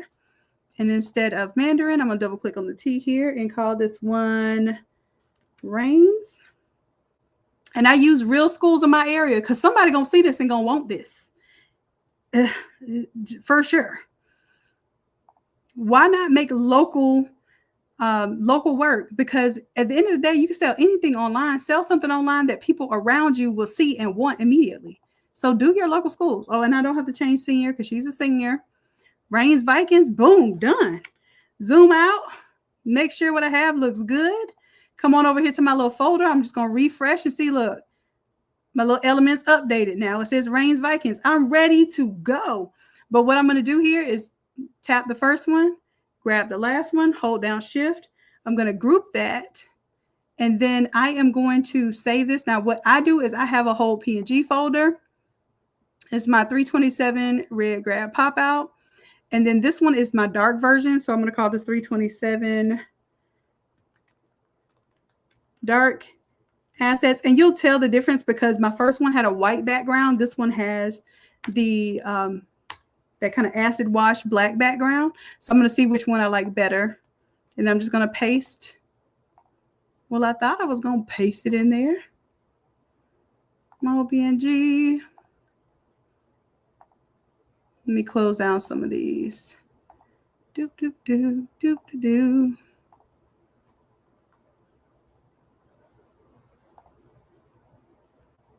doop. All right, closing down some of these, and then there I am. My red assets too. Now, the reason why I copy them out of this folder is because every time I make a move, even if I just nudge something, it regenerates these graphics. So if I don't copy them and then put them somewhere else, then I may mistakenly save over the work that I completed. Okay, so that's it. That's all, y'all.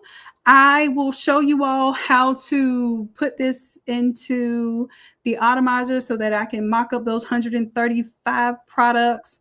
But for the most part, you can even just use these right now.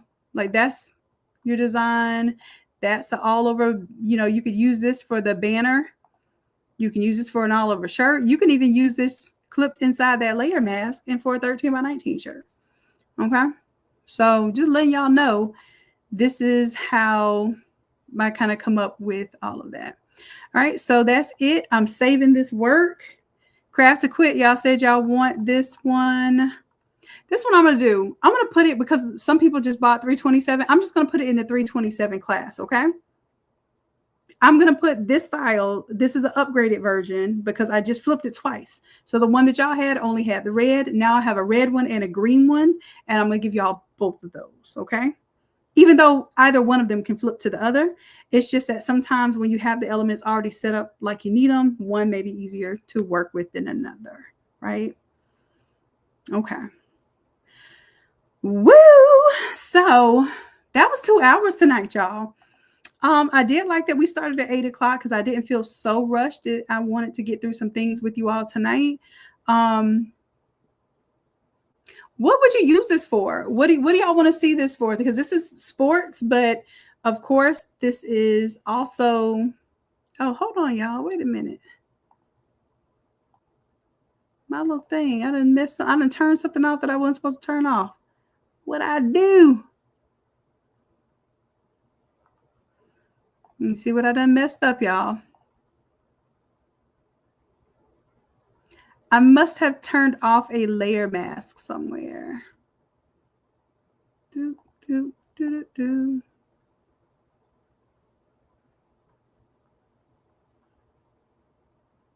Let me see what I did, y'all.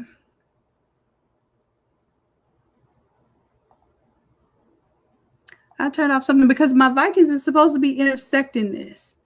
And one part is supposed to be in front. All right, so that's my front part. This should honestly be blocked out by my wavy part. That's not supposed to be on. Let's see if I turn something off, y'all. That's my wavy. Wavy is supposed to be in front of. Now I need to fix this for y'all. So this one is in front. Do I want my solid color? Do I want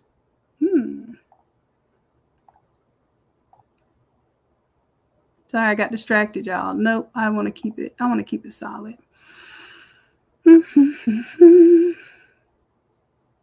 Let's do this. I don't know what I did, what I turned off.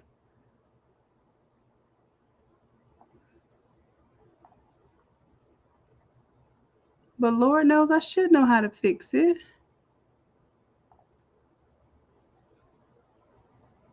So that stays in the front.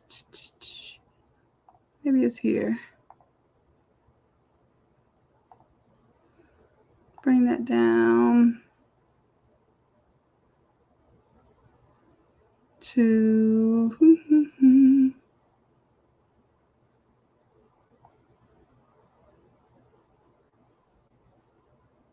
all right, so that Control I to invert it. So that one's in the front. Then I need the one in the back. I must have like left out something. That stays in the back. Then I should have a straight one in the front. Did I turn something off that I wasn't supposed to turn off?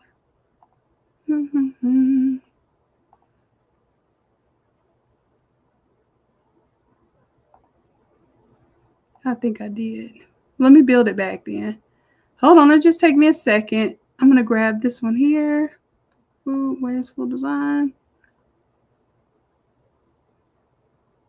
And then I need this one to be in the front. I just can't believe I did that. I must have something turned off that I was not supposed to turn off. Because I can't believe I did that.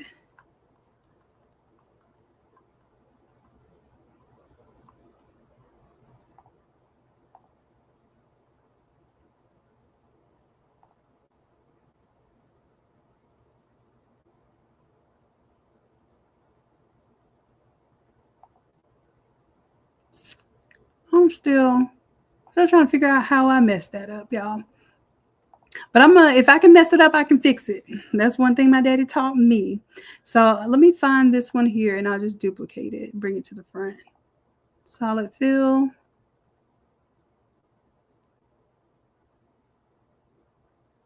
This one says left. Oh, let me bring this out. I'm used to doing this on my big screen and I'm on this little small screen right now. So forgive me, please.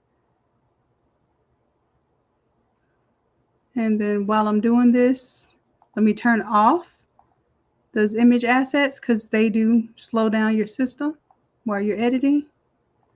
Left text all. Oh, it's somewhere over here. Delete that layer mask.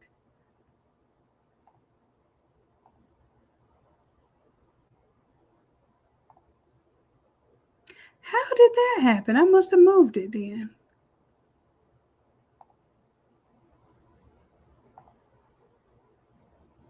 Ah, okay. That's what happened. My left text is supposed to be behind. Here it is.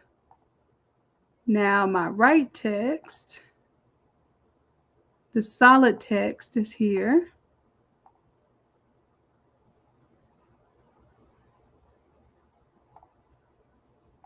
And then my right text. All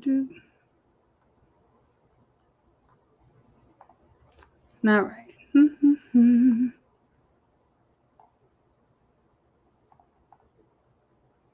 I think what happened was when I moved it over from the other file, the layer, oh, that is exactly what happened. Silly Billy gumdrop.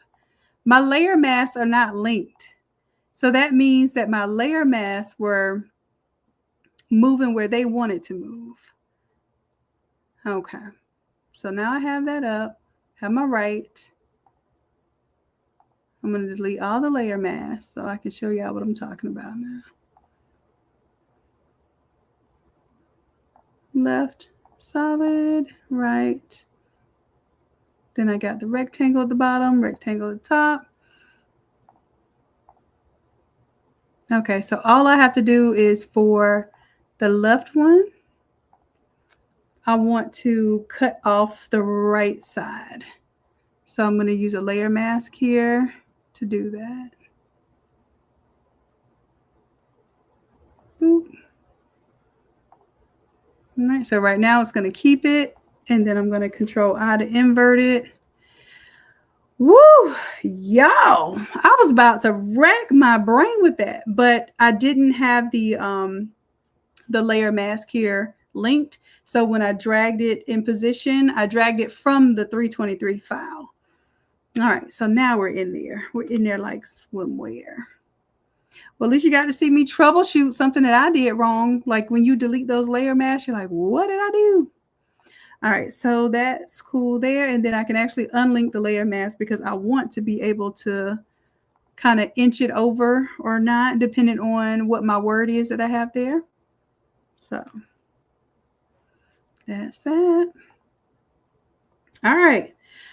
Woo! Oh, look, I know I'm through for the day because I did Control-W on my main file. When I do that, that means boss is tired. All right. All right, so let me go ahead and open that back up. So let me go ahead and tonight I will be dropping the freebie files for y'all. So the freebie files are usually something like this. I'll give you all these elements here so you can play with building your own. You'll have the AI models here. And then you'll also have this final design here. So let me do this in the template because I didn't do this before. 327 front.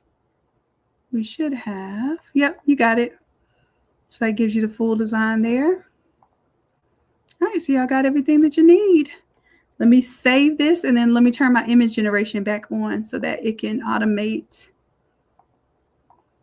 all of my little pieces. And I will give y'all those pieces for the red grad and for the green grad too, so that you can play with. Normally I give y'all a little mock-up, but I may give you a mock-up later. I don't know. What product do y'all want to see mocked up? I tell you what. Let me see. I was working on something.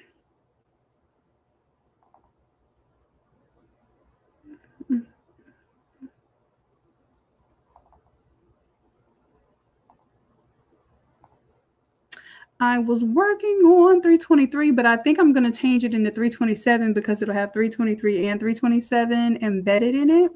That way y'all can play with it however you want. Let me see.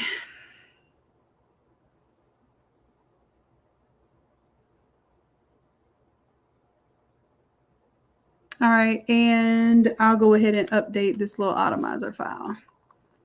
That way y'all can watch me do an Automizer tonight, and it'll mock up these little t-shirts, but it will also mock up, like I said, 130 other products, okay? So for my foreground, for my front, instead of doing just that little chest piece there, I'm going to take my red assets. Let me make sure that everything's good here. I'm going to Control-A to grab everything. I'm going to copy, and then I'm going to put it into my little whole PNG folder, just so I can hold on to those assets there for my red grad. And then if I already have my dark assets there, but I made changes, it's going to ask me, do I want to save over this one? Oh, shoot. No, it didn't ask me if I want to save over. It just automatically created a copy. I'm going to delete everything out the folder and then paste it in there. because I don't want it to have the word copy at the end.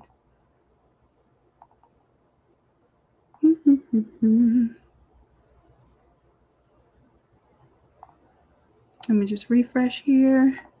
Control A, and I just need to copy it.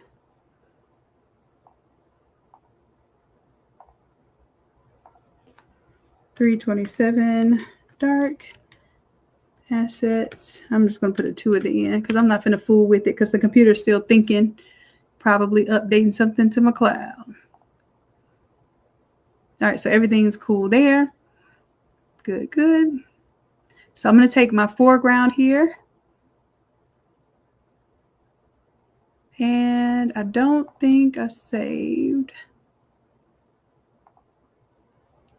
Oh, and I need my little logo back. Where's my logo? There it is. All right, and for this one, the M was a little bigger. So for this one, I'm going to make that a little bit larger. Okay, and now let me make sure that I save. And now I should see how my main image changed and it updated and put the little logo there. So because I don't know what I changed, I'm going to go ahead and wait till this finishes saving. Control A, copy.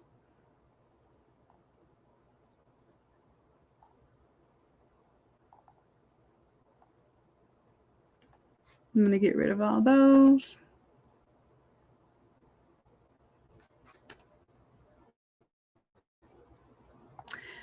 It's having a hard time. I'm going to do a little new folder.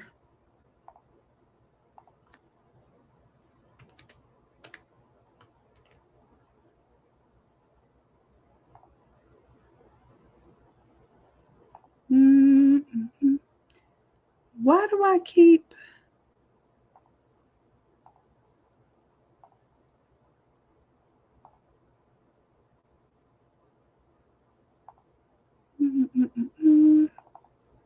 There you go. I think what happened was I didn't wait for it to copy everything and I was being too fast. What's happening too, my cloud is backing up. And that's why it shouldn't be on cloud. That's why I have it on my hard drive. Because I don't like the cloud backing up because sometimes the cloud backup is slower than me actually saving stuff. So I'm just making sure that I have a fresh folder to put this in. Make sure it works. There it goes. And then make sure that my foreground image changed like I wanted it to. So now it should have my little crisscross and it should have the little letter there. Perfect. That's it. So now I'm going to close out of this file here. And then I'm going to start flipping my Automizer here. So you all get to see me. I usually don't flip Automizers on the lives. It's more of like our proprietary system. It really is an invention. And I've had people literally watch things just to replicate my work. And when it's stuff like this, which is actually intellectual property, like the way that this works and took years and hours upon hours to make this work, I don't like necessarily sharing that. Now for this one, for the background, I think, yeah, we have the dark background. I'm going to go with the dark background for this one. So I just like to kind of drag and drop. And then with the Automizer, the reason why I have it as a PNG here so that y'all don't get too carried away and have too many layers back there. So for this one, I'm going to do the one that doesn't have the watermark because I can always add the watermark where I need it. So I'm going to delete that, Control S, then Control W. So what I'm doing is I'm deleting everything except for the single layer that I'm keeping. So I delete the layer underneath, save, and keep rolling. Okay. All right. And usually I change out my smart colors first, but because I was already on the red grad, she already had the colors here. But usually I change out my colors in my pattern first. Then I will move on to the foreground. Then I move on to the background. and then I start on the text. Now this one is going to be different. You're going to actually have, this is going to be a more difficult one to flip because I already have all of my text kind of at an angle, but we'll go ahead and make it work. So text 1 here. What I want to do is do the first name here. Delete the layer underneath, Control S, Control W. And this is how I flip in real time. I don't like close out of buttons and stuff. I use the keyboard. Delete the layer underneath, Control S, Control W. So that's my first name, last name. I don't think we're going to use like a last lap or anything. So when you have something like that, what you can do to ensure that you don't have that last lap show up anywhere is you can just do a fresh blank layer, delete the layer underneath, Control S, Control W, and now it's blank. Okay, so you don't have to worry about that showing up anywhere. Now, we didn't do, well, you know what I might do? I might save one of these texts here. So I'm going to go ahead and for layer number 6 here,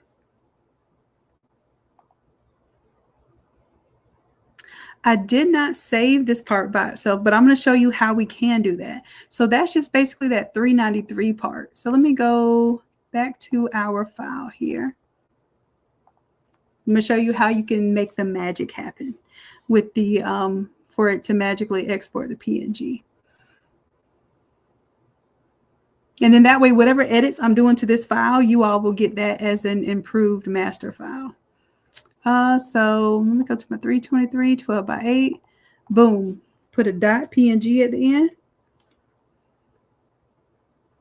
And then make sure that you save.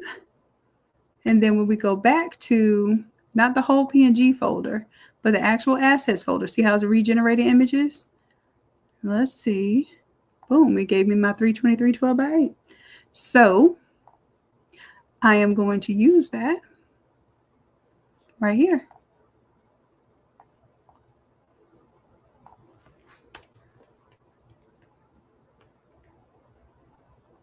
All right, and that's just so that I hold it somewhere for later. I don't really have a whole bunch of other places where I want text on this. So let me make sure I have my auto select turned on. So when I'm clicking on these little pieces, I can get to them easier. And again, if I want nothing there, I'm just going to do a blank layer, delete, Control S, Control W. That little class of, I'm not going to be using that like that. So.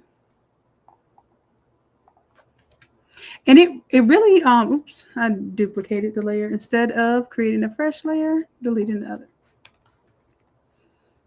All right, so it takes a little bit of thought of like, oh, well, how am I going to use these pieces, and how am I gonna, once I set up like this 327, so matter of fact, let me go ahead and file, save as. I'm gonna save this as 327. And then the date, I like to put the date on here. 2025-09-12, save. Models are the same. I'm not using a secondary background, so I don't mind that that green one stays there. Grad facts, I'm still going to be using my grad facts. Let's go over to, I'm really only using an accent number 1 for this design. So really, I can keep these other ones here just as space fillers, but I'm not going to be using them. And then for accent 0, I'm not going to be using that. So I'm just going to do a fresh layer, delete, save and close out. For the back design, we did do a back design. And we did the pop-out effect for the back design. Now, see how I can do the pop-out effect on any number now? Now that I can see it, it's like, ooh, I liked how that looked like it's metallic around it, and I want to do the pop-out on that. I just showed you how to do the pop-out. Let's do team last name. Boom, boom. Delete the layer underneath. Save and Control W. And then on my template, I probably could have made like team last name a little more separated, or the word last name a little more condensed. But it works. It works. Yeah, actually it doesn't. Let me do that a little bit better.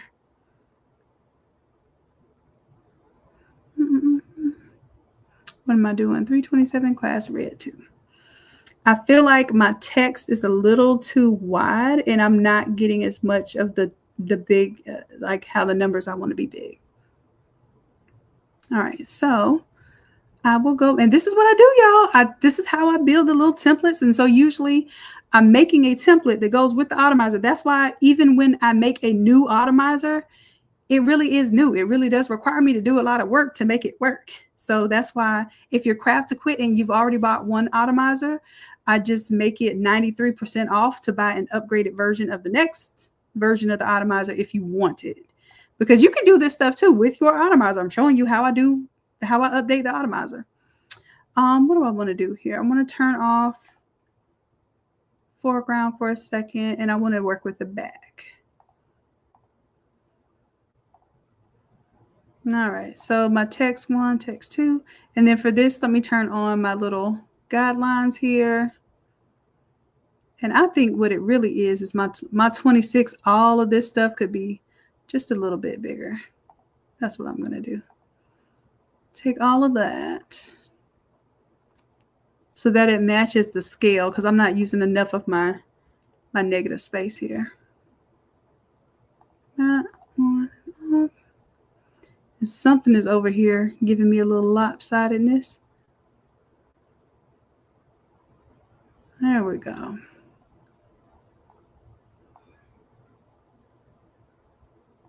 And what I'm doing, I don't know if you all can see this little dotted line here. I'm using that as my guide so I don't go outside of that area. But now my team last name and my numbers are far enough apart that even if I needed to cut them apart, I could.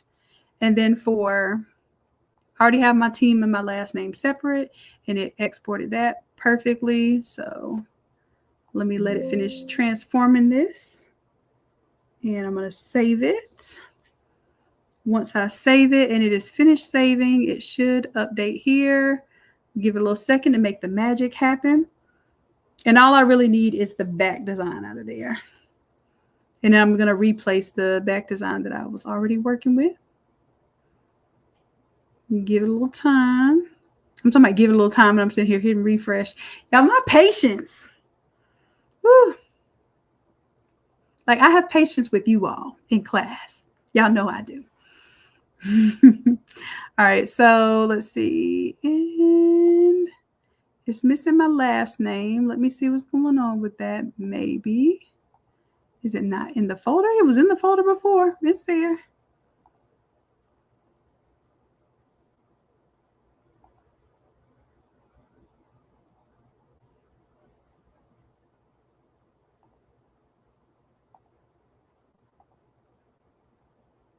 Oh, my last name.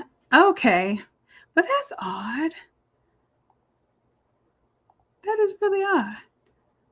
That my last name is there. Did I move it? Oh, I had to have moved it because it's underneath the background here. I absolutely moved that because I had to move it because it was on there before. There we go. Now, let's check it out. Let it regenerate.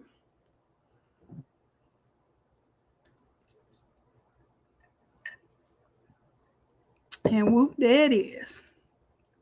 All right, so let me make sure everything else is good. Still got my foreground there. Oh, and look right there on her face. I did not color in enough there. So let me zoom in so I can show y'all. I didn't brush her photo in enough here.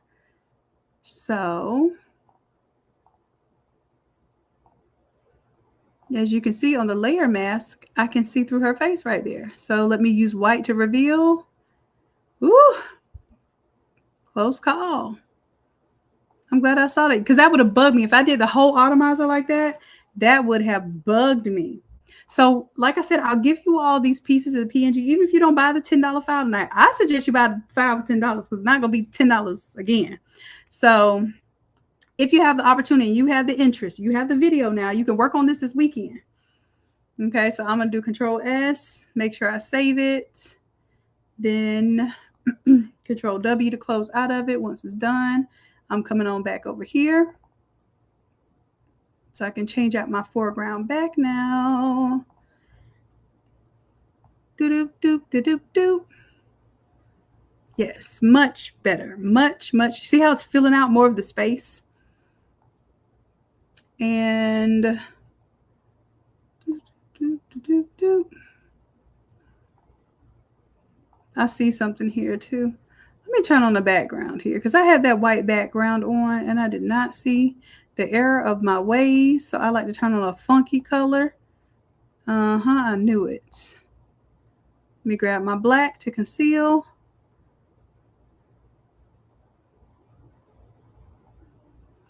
I knew it. All right, so now I can delete this. And once I save this, it is going to merge that layer mask. It's now no longer going to be editable because it's a PNG. All right, so boom, that. I think I have all my elements together now. I believe so. Oh, let me show y'all what I do for this part. So this is kind of how I preserve the text without having to have typable text everywhere, because usually we use the same words and same stylized stuff over and over again. But if ever, let's say I just want to type out the word congratulations or whatever, I like to have this together. So I'm going to delete all of that because that was from the previous template. And then what I do is I come on over to my master file. And that's what I'll do. I'll name this one the master file so that you'll know that this is the one that I did all the edits to. So the red one will be the master file that goes with the Automizer file. All right. Let's see. So what I do is I take all my text, anywhere that I have text, 1, 2, and then for the front foreground, I have text 1, text 2. For the back, I have 21, 22. And then I might grab, should I grab this 26 just by itself? Yeah, text 23. Okay. It already has a PNG on it. So yes, I should. So text 1, text 2, text 23, text 21, text 22. Group those and I'm going to duplicate. I'm not grouping them. I'm just duplicating them and taking them over to my text PSB. Boom, boom. Control 0. Control A to select all. And once I have all selected, I'm going to center it in the middle. Oh, I lied. Let me Control Z. Control Z. I don't want to center it just yet. I want to group it first, and then I can center it. Center the group. So everything stays in the right place. So the little 26 is in the right place. The team name, first name, last name's in the appropriate place. I'm just saving that just for purposes of going back to my text, making sure I have the same fonts, making sure I have the same amount of drop shadow and all of that. So this is just preserving that for me. It's a little placeholder, that's all. So I can close out of this. Yes to save the changes. Control S, Control W. Y'all getting a whole Automizer prep out of me tonight. I didn't even plan on prepping the Automizer tonight, to be honest with you. I planned on taking a nap. I've been up since 5 o'clock this morning. But we're here. We are here. All right, saving it, updating that. Now I believe I have all my elements together. So the way that I test it before I actually produce it as an Automizer, I'm going to come over to my full color shirt, double click on it, double click on the artwork here. So that's what it looked like without the photo. Now I'm going to right click on any of the layers that have a link and go to update all modified content. And now I have my new design here. I like it better with the dark background. Control S, Control W. It's going to take it a little while to save that big old background there. I'm going to come back. Looks good. Looks really good. Control S, Control W. So I suppose I can give y'all these mock-ups tonight as part of your Freebie Friday if you're still here. Most of y'all only have 3 people that dropped off. Y'all must like this. Okay. All right, so let me update all modified content. Beautiful, beautiful. This is my back design, Control S, Control W. And what I do is I just do it for one of the designs. Or one of the, either the all over or the 13 by 19. Just make sure I hit a front and the back. And what I'm going to do is once I actually package this, then it should go ahead and also turn anything that's green on my mockups and all. So I kind of want to show y'all something. It's not visible. So these are my elements. And these are the items that are in the Automizer. You got t-shirts, DTF t-shirts, sublimation hoodies.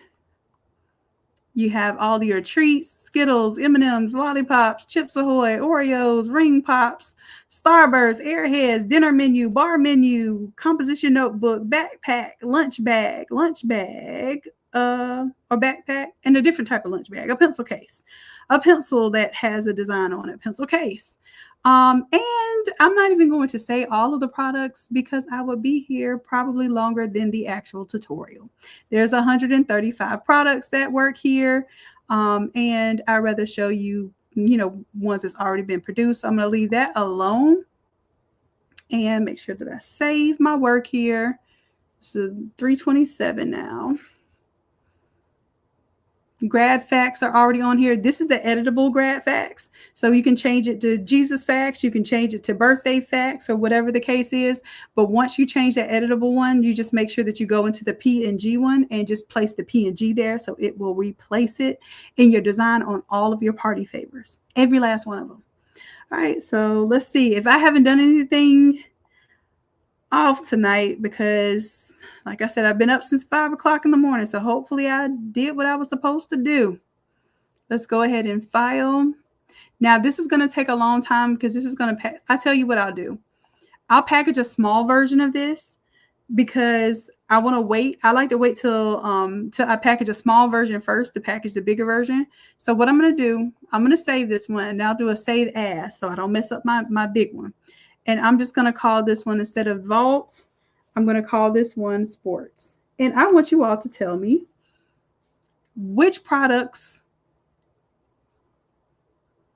Let's do 8 products, right? Because it'll probably take you about at least an hour to mock up 8 products, right? Especially if you're doing them on Canva. So tell me which 8 products you want to see mocked up. Give me your top 8. Everybody give me your top, or give me your top 4, and then I'll choose the best of the top 4s.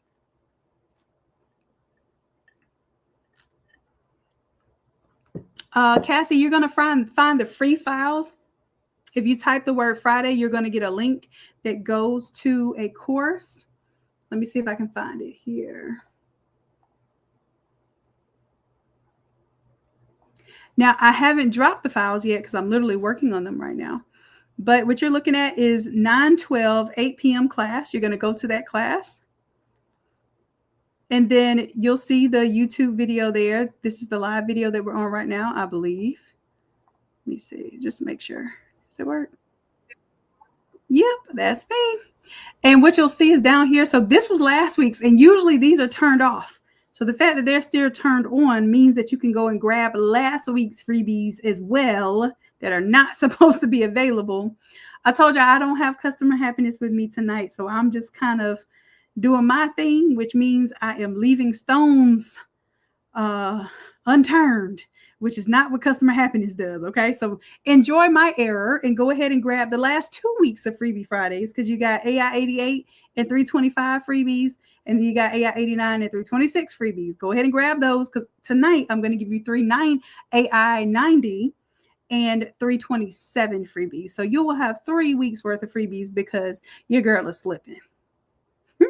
All right, so let's see what y'all talking about. All over 13 by 19, always Letterman jacket. All right, okay. What about like towels, like the sports towels? Y'all just gonna have me build y'all a whole little pack here, huh? Is that what y'all gonna have me do? Let's see. Okay, so what I'll do, I'll keep the hoodie, DTF. So I'll keep these at the top. And then for the new products, I'll keep the new products. I just won't do like the backpack. And we don't need the party favors, but I'll do the party favors just so you can see them done. How about that? And I'll just remove like the backpacks and all of that. You know what? I'll give it to you. We'll see how long this thing takes. Okay, let me see how many products there are here. So maybe you want to do your senior pencil and your senior backpack. I don't know. The seniors don't be into all of that. Let me take these school stuff things out. They don't be into that stuff like that. All right, but I do have like some of this stuff will work for graduation, even though you're showing them senior gear that they're going to wear now. Might as well get them in the mindset of graduation. So, boom, we'll do that. All right, so now what I'm going to do is go to File. First, let me save. And then also, I'm just going to, just out of habit, update all modified content just in case anything was just lurking and not saved and updated in the background somewhere. If you do update all modified content, even if it's something that's hidden and you can't see it, it will update it, okay? All right, so let's go and package it. Now, I'll know when it packaged correctly because that green design on the back, that green and orange, should change to our new pop-out design.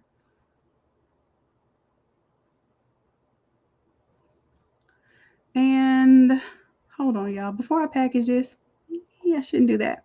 I feel like this design could be a little bit bigger on the back. Is it just me? I think it could be a little bit bigger. Or maybe the front needs to be a little bit smaller. One or the other. I feel like. And see, I started packaging. And once you tell Photoshop something, I dare you to tell Photoshop to stop working when it grabs onto something.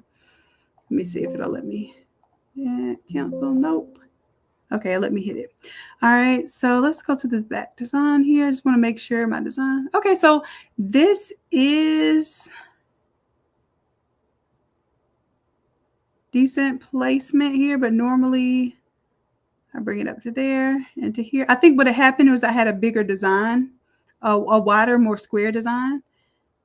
And because this is usually where I put my little 13 by 19 in this rectangle. I'm glad I caught that because I think that looks better now. Yeah, that's about the same size as the front design. Now I can package it. Yeah, this is all stuff that I test before I package and stuff. It's like I look at it, make sure it looks good. This is why I have the shirts there for you to test out. Because if the shirt looks good, usually you can maneuver everything else. And now I'm going to package it. Now what's going to happen is I'm going to have to do things like do some adjustments. But let me just go ahead and package while I'm using my fingers in the air. And then what I will do is I will give you all the PNGs that come from here. So what should come from here? Let's see. I already showed you like the t-shirt, hoodie, party favors, that sort of thing is going to come from here. So I'm going to let this package, it's showing up on my other screen right now. Not sure why, but while that's going on, do y'all have any questions for me? Because right now I can actually wave my hands in the air. You know, I like to use my hands when I talk. So I can actually wave my hands in the air because I'm not needed for this next step. It is going to process all of those things for me. And if I was doing all 135 products, it would do all 135 products, but it would take up more time. So the only time I do all 135 products is when I'm making a whole new package, like complete Automizer package. So I'm making a 327 Automizer. I do all of the products. Anytime after that, they get in these bundles, baby. So just like y'all said, t-shirt, tumbler, mouse pad, a banner, or backdrop, that's a package, right? So what I would do is I would do all of the products that I may offer for sports. At the most, it may be 20 products, just like we have here. I'll go ahead and create all of those products because one package would be for, this is how I had it broken down during the challenge. Okay, so then this little pop-up happens. Let me know it's ready to turn into a fresh new Automizer. New folder. And I'm going to do 317. And I'm going to put, oh, what is this? I'll put live. And this is going to be my start because after I package it, I go back and I clean it up. So that's why I charge for the additional Automizers. I spend a lot of time thinking of the prep work to make it the best work. Okay. So then that way you don't have to spend so much time thinking of this stuff. All right, so while that's going, let's see. So in the challenge, we had 3 categories. One was for for the team, like to promote to the coach for the team. So you might have like a tech pack or basically it's not a uniform pack. It usually has things like their warm-up shirt. So they may have like a long sleeve warm-up shirt in there. They may have like a quarter zip in there. They may have like a jacket or a hoodie or a pullover in that package. They may have 2 t-shirts and they may have a pair of shorts. Like those sort of things are things that you could sell as packages to the players. They would have a towel in there, maybe even a tumbler that had, you could personalize it with their number on it so they don't get their drinks mixed up, because that's a big thing, right? Everybody having their own personalized products, maybe have it in a gym bag and the gym bag has their number on it. That way you're not just selling to one kid, you're selling this to the coach and he has 30 kids to do this for. Okay, so that's one.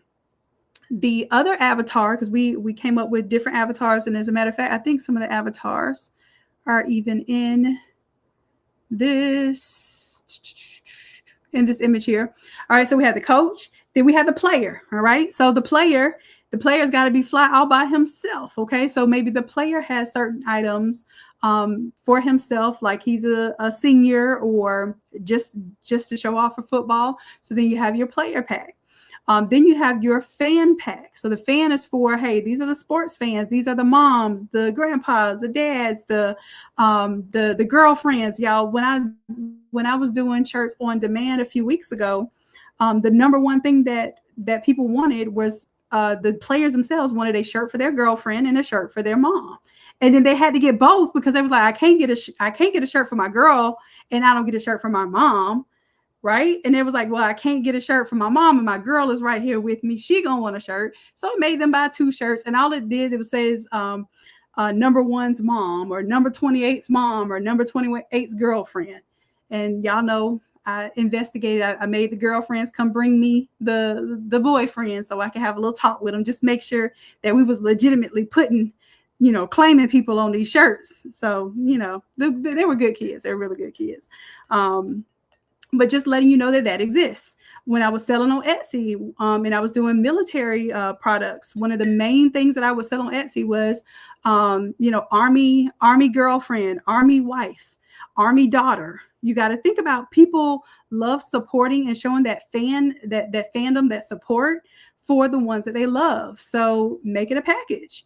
All right. So with that, you might have a spirit towel, you might have a hat, and you might have a hoodie, a t-shirt, like layers of things that would go for the fan gear. You might have an actual fan because it's hot out there. Maybe they need a fan. Where them fans at?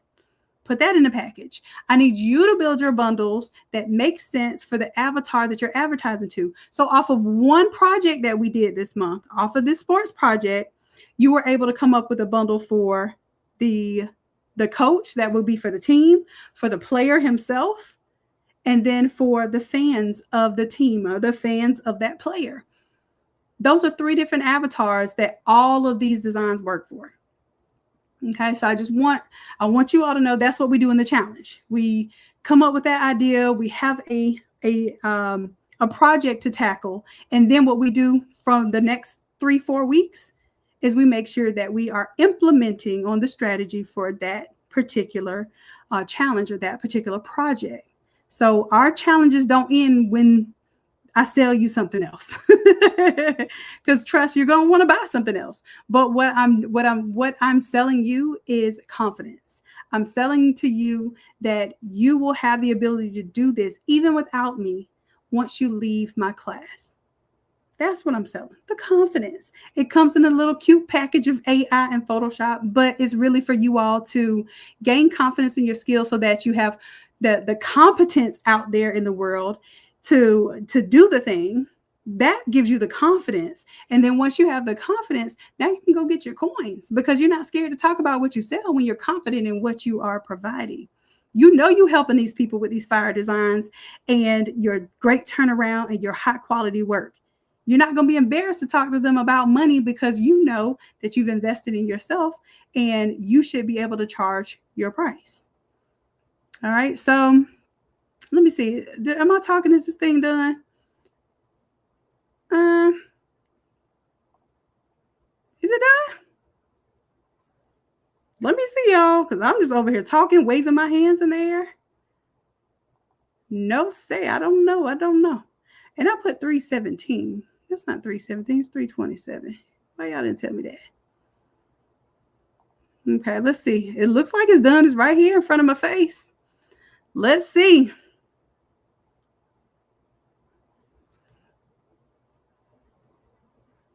All right, all right. So let's see, foreground and background change. Okay, so this is where, before I get to actually turning my stuff into PNGs, this is where I go over my products. So for instance, do I want the grunge background or no? So for this one, let's go into it, and I'm going to turn it off and turn it on, see if I like it. So the grunge, I think I do want it. Hold on, let me turn this off. Plain or grunge background? I think grunge background. I don't know. I'm partial because what happens is people don't like white t-shirts. So the reason why I'm one of the people that was the founder of doing all of this kind of grungy, no squares over here. Like we don't do squares, no squares. Okay. It's because people would like say that they don't want white shirts. So I had to prove to a whole town that you do want these white shirts. How do I know? Because I'm going to design them so fire that when the boys themselves, because you know how they hate when their moms get pictures of them on shirts. They hate it. When the boys themselves come to me and it's like, hey, mama, can I get one of those shirts? I'm like, yeah, buddy. We know what we doing over here. Yeah, we can make one for you. And what happens is they go promote it out there with their friends. They don't even try to promote it. They just wearing it. And if other kids think it's tough, they're going to come right to you. All right. So yeah, I do like the background, but you can take it off. I'm extra. I'm going to leave it on. And then that's the DTF mask. Let me show you the DTF mask versus. So DTF mask has harder edges, cleaner edges. Sublimation, you can get that transparency, that kind of glow, that little fade off, and you can't do that with a DTF. So I do have a DTF mask and I have a sublimation mask in there, but I'm gonna stick with my sublimation because this one is for my sublimation shirt. But on the DTF one, it has the DTF mask on there automatically, just so you don't forget and send that off to somebody. So those look good. Now what I do before I actually turn these all into PNGs, I go into each product. So that's why I didn't do all 135 tonight, because literally, and let me go ahead and update all modified content just to make sure. Literally, I go through each product. I'll double click it and I'll say, okay, for my hoodie, I might have to change my hoodie size of this graphic a little bit, and I'll update all modified content there. But remember, I changed it to where it has that background on it. So I might need to pull this up a little bit because I don't want to misrepresent that I'm going to print all over that pocket, because I'm not going to do it. I might have like a little bit of this little splash of red on there, but to have my words and stuff on the pocket, I'm not going to do it. All right. I used to take those chances back in the day, try to make everything as big as I could until I ended up having to redo every big shirt. And you know, them big shirts cost extra money. Like I would try to make the 4X's images all larger and then have one little spot on them and then end up having to buy a whole nother 4X shirt. And y'all know it's not easy to find those shirts, sublimation. So then I would have to go hunt for them. Anyways, so moral of the story is you don't always have to go big or go home. Sometimes you can just go home. All right, so this looks good. I'm usually things like this. I'm fine with most of the t-shirts and stuff. The things that need adjusting most might be, and let me take a look at these.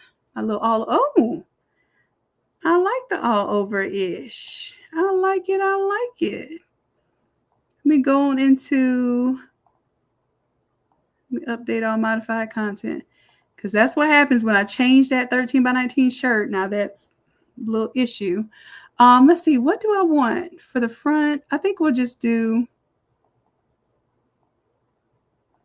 the standard logo there. That's what we'll do. Just keep it simple, Shannon.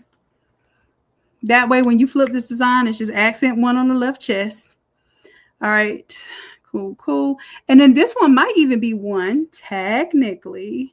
You can do just that, just the text across the chest instead of doing the full 13 by 19 design. But we'll keep it simple and let this just be that one little logo. Now, here's where I do have to do a little tweaking because my image before had slanted text. So now I have to unslant my text here, which if I just come up here to the top, put it 90 degrees, that should be fine. That was the only thing I regretted about that template. I was like, I did all that slanted text. So then when you do slanted text and you go to a new, where you make a new Automizer off of that first one, you do have to unslant your text. So now I'm here fixing the slanted text. So first name goes on top of last name. Take that, reduce it down.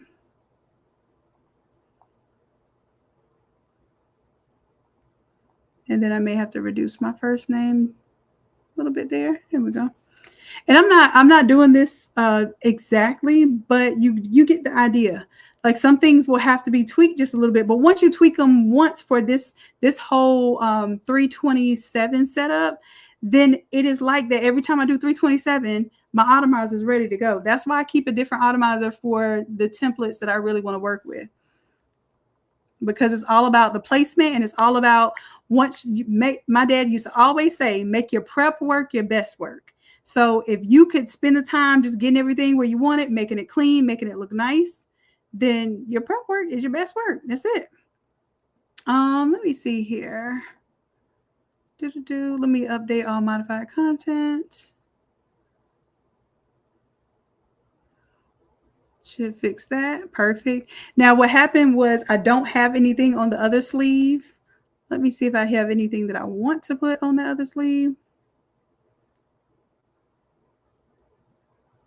I think before it was one of the texts that I turned off. So no, I don't want to put anything over there. It could be something as simple as like the like just the word Vikings going down it or something like that. I'm not going to do that right now because I want to just go ahead and show you how I would clean this up. And then I'm going to do one of the treats here because I'm pretty certain it's going to have a little mess up. So I'm going to have to clean this up in my bigger file. So I don't want to spend too much time doing this. But as you can see, boom, got the design there. I'm going to close it. I just want to show y'all what, like, I did not have to mock each of these up. Do you know how much time this would take on Canva? I had to yell on that part. I don't know if y'all still with me. Do you know how much time this would take on Canva? Because I would have to design each of my individual files, right? Turn them into PNGs. Then I would have to go put them into my mockups, each individual. And then every child I did, every school I did, I would have to do that. No, thank you. For the birds. I ain't gonna do it. Let's see how the starburst turned out. Okay. All right, so pretty much, see how my little menu came out. And then for this one, instead of the gold back here on the menu, I would make it silver because of the school. So you can do that right here inside the line accents. We can turn it to silver instead of gold. Let me just turn it the secondary school color. I just like to stick with silver and gold if I'm gonna do that, just to keep it simple. And then for the word menu up here,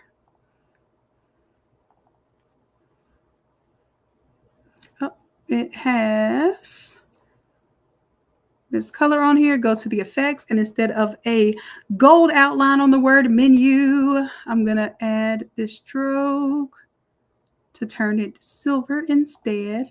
Yeah, I've already thought about this for y'all. And then I use ChatGPT to come up with the stuff from the menu. I say, hey, ChatGPT, I got it. Oh, and I don't like that logo being so big on her face. Let me change that. I got this, this graduate.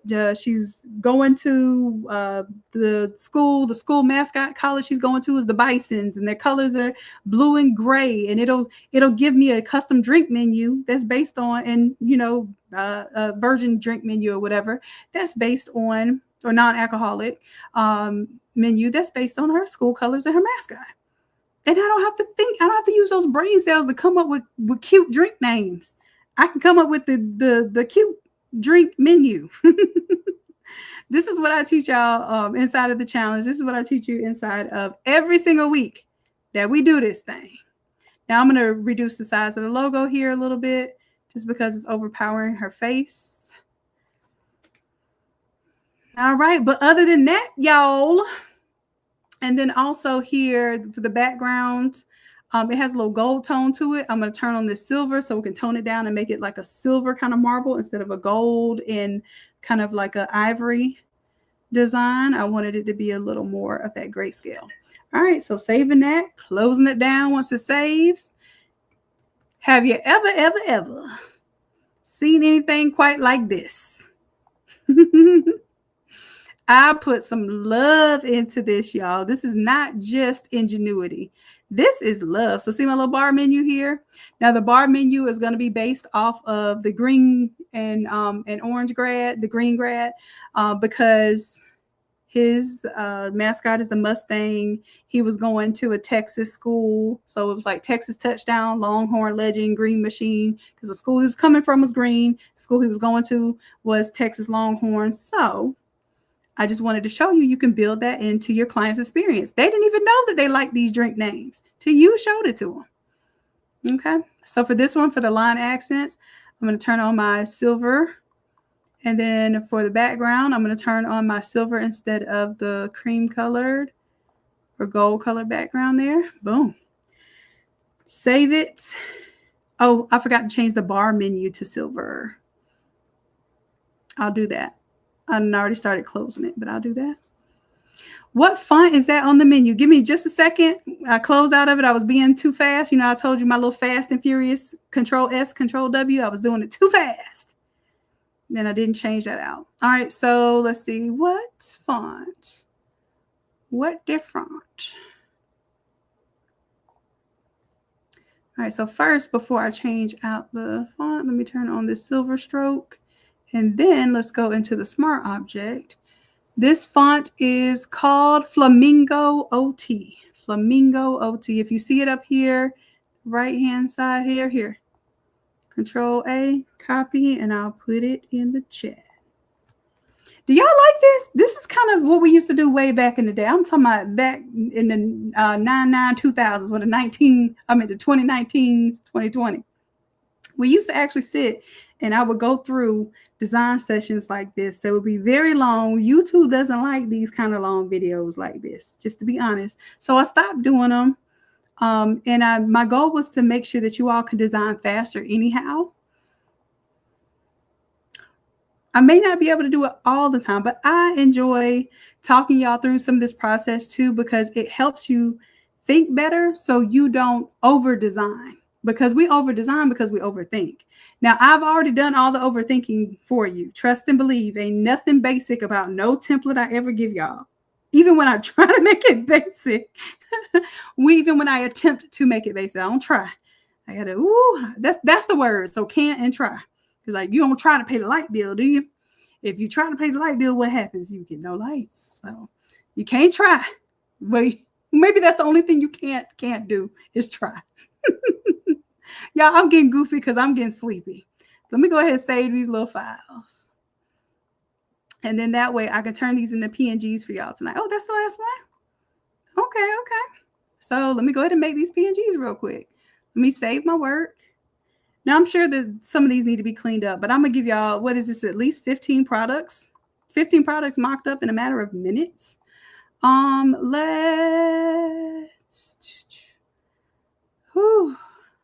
so tired. I'm trying to think of how do I make my PNGs right now? So the Automizer has an automatic way that it turns all of your files into PNGs. So let's go ahead and do that. I'm going to choose, where am I getting it from? Automizer. Oh, here into my links folder. And then where am I going to put it?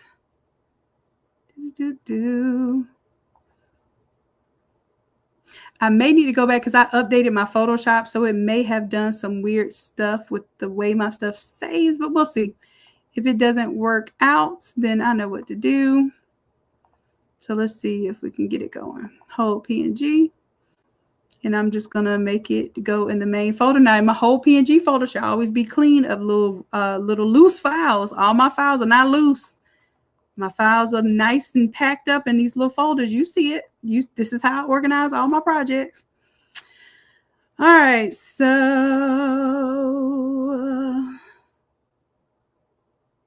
what is it doing? Okay, it should do it. Y'all, I'm sleepy because I can tell, because my processing power, you know how I tell y'all, like to close some of these windows on your computer and don't do all these programs at the same time. I feel like my processing power is reducing. But we're going to get through this. It's 3 hours, 9 minutes, and it's 11:11. Whoop, whoop. Hold on. Y'all screenshot. Print screen.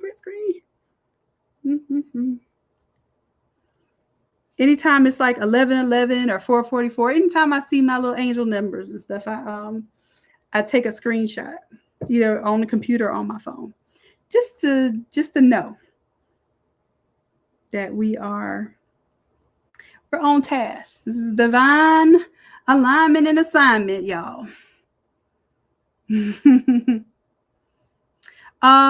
My system specs, I have 64 gigs of RAM, which is what nowadays what I would suggest if you're going to buy a new computer, because with AI and Photoshop, you might as well go ahead and get you something good. 32 is what I would say is good at a lower level. Not at a lower level. I'll say it's good for a laptop. 16 is my bare minimum gigabytes. Like 16 is barely going to get you through Photoshop. Now, if you start talking about AI and, doing the AI inside of Photoshop, it takes processing power too. So I just want y'all to think of that. So 32 gigabytes is my low end. I have no computers that I bought in the past 5 years that have less than 32 gigabytes of RAM. And then 64 is my go-to. It's really hard to find laptops with 64 though, but now the gaming computers are coming with 64. Then you have the hard drive space. So I do not buy computers that have less than 2 terabytes of hard drive space. It just does not make sense for me. But I still also keep most of my stuff in the cloud, but you still need processing power on your local machine, and you need hard drive space on your local machine. So my local machine, this is a laptop here. It is 2 terabytes of space that frequently, depending on how many big projects I'm working on. When you start talking about doing these backdrops and large format pieces, and I've done stage designs, it eats up a lot of data on your system.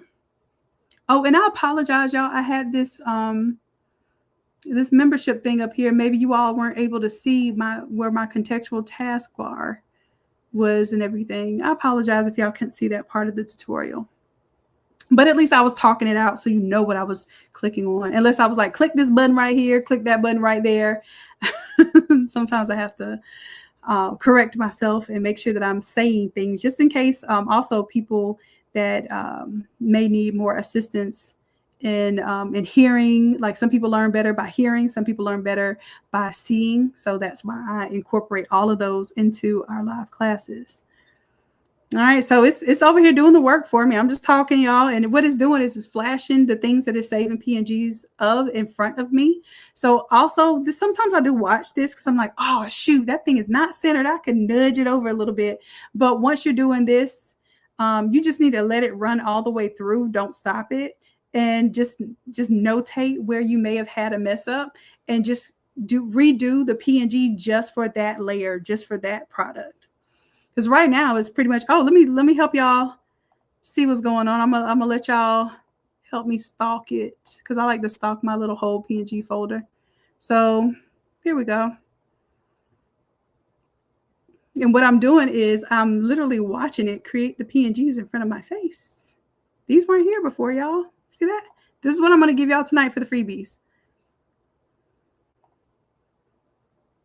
So at the very least, you can put these on your website. You can put these, make a little Canva motion graphics with them. Tell people you sell them. I don't care if you use these images. These are yours to use to get some money. Once you get some money, if your biggest problem is, dang, Shannon, people throwing money at me and I don't know how to design, come to me when you have that problem. Okay? I promise you that's the easiest problem I can ever help you solve is how to design. Get the money, get the customers, get the people interested, get your marketing on. Let these people know that they want your stuff, okay? Now, let me tell you what the Automizer does. It doesn't just make mock-ups. You saw it made the mock-ups here. Let me make this a little bit bigger for y'all. You saw it make the mock-ups like there's the airheads. And see, this one, I would probably scale that graphic down a little bit. So there are some things that I would change in some of these. And when I do the bigger Automizer, that's exactly what I'll do. But like Lollipop came out great. The all over-ish hoodie came out great. Probably would end up putting some words down the side here. But not only does it do your mock-ups, it also gives you your exact printables. So this is the printable for my M&Ms. This is the printable for my airheads. This is the printable for my mini cookies. This is the printable for my Starburst. That's the printable for my menu, ready to go. That's the printable for the back of the sublimation shirt. Now, remember I told you the DTF gives you a DTF mask. See the harder mask there versus the softer mask with the sublimation. It created a DTF design and a sublimation design. This is the Automizer, my loves. This is one of my babies that I invented just for y'all because I didn't plan on making not nan of the t-shirt in my life if I could avoid it. And I want y'all to get to this point too. I'm going to be teaching y'all in the Crafts to Quit program. You all will be having a special license where you can actually resell variations, not the template itself, but you have to change it. But I'm going to go over all of that during the challenge as well, because y'all, I'm just looking at what's selling out there, and it's not as good as the stuff that I know you all are producing. So if I give you the rights, because we have an agreement that y'all don't sell digital files on Etsy or your stores or anything like that. You only sell finished goods. You all have upheld that for over 5 years. I love y'all for that. I have never, ever, ever seen anybody else's community to where their designs were not highly pirated, copied, put on Etsy for $12, not $12, but 12 cents, because you know they take it all the way down to the ground. We have maintained our prices. Yes, there have been people that have pirated our work. There have been people that have copied and done everything imaginable, but they haven't been able to do it to a large scale because our community puts a stop to it. Because y'all know snitches get templates. Hey, this ain't the streets. This is not street code. Street code is for some other reason. This is business code. This is our family. This is how we survive and this is how we thrive. So we look out for one another. So because of that, I've done a lot of contemplating, and I want my Craft to Quit crew to be able to sell the digital design. So we'll talk about that in the challenge, what the limitations are. I also have some opportunities when you all do it to use certain affiliates for your project. Let's say you want to go on YouTube and you want to show off, hey, I'm making this t-shirt today. You make your t-shirt live, and if they potentially want to learn how to do that and you want to send them to the academy, you still get 50%. So when you sell it online, you get your 100%. But we're going to have some rules for that, okay? So I'm excited because I know this is going to help you all make more money digitally, because let's face it. I'm going to do a little comparison. I did this the other day, and these are all, I'm going to give you even these printables here, y'all. So if you want to test out printing this M&M package or printing this Oreo package, you can print it out. It's going to be to scale. It's the right size. All right. So if I open this right now for my 6x8 and I go image size, and let's put it into inches. So this is a 6x8. You can print this right now as is. Okay. So that's the work that I do for y'all. Let me go ahead and save this. And then I'm going to go ahead and close out of this one. Save that. I just wanted to do something real quick before I close out. because we done spend a little time together. If I go to Etsy right now and I type in football template, actually, it probably should have been like football shirt template, but y'all get the idea. I do see some great designs. Like I'm never hating on anyone. Never hating, even because what I'll do is I got to give props, because if somebody has a design that's way uglier than mine, but they still got 1,000 sales, I still can learn something from that person. Do you hear me? Like, so I'm not here to rag on anybody. I'm just saying, number one, thank y'all that our designs are not plastered all over Etsy for $4 and $2, and our templates are not on there for that. We're going to maintain our prices. We're going to not undercut one another. Y'all, we're going to have an agreement as a Crafts to Quit community, what we can sell for, how we present, and all of that stuff. You all will each have a badge that will be on the front of your listing. So if somebody does not have that badge and they don't have that unique code, then I will contact Etsy and I will have their listings taken down. We still will protect what we've built. You hear me? Because it's not just what I built, it's what you've built too, because you've invested in all of this. You've invested, some of you all have invested thousands of dollars with me. I don't play about y'all. I do not play about y'all. Okay, so we're going to protect that. But do you not feel like what we've created here tonight could rival, at the very least, rival what's on here for sale right now?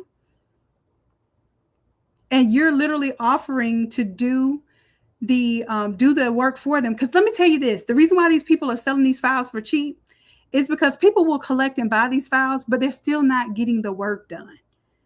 They don't, these files are not easy to edit.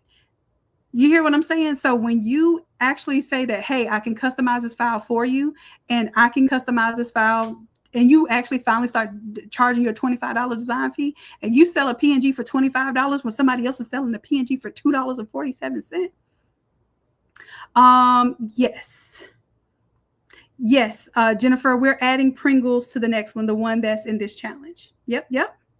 Now, go ahead and make some suggestions for anything else that you may want to see in this next one, because Pringles is definitely on there. Matter of fact, I started designing the Pringles one, but what happened was I wanted to do the dome one, and it was taking me a lot of mental energy to figure out how to put the little beads and stuff in there, because I wanted to make it to where the beads change colors with the dome, or you could take the dome off and not have the beads at all.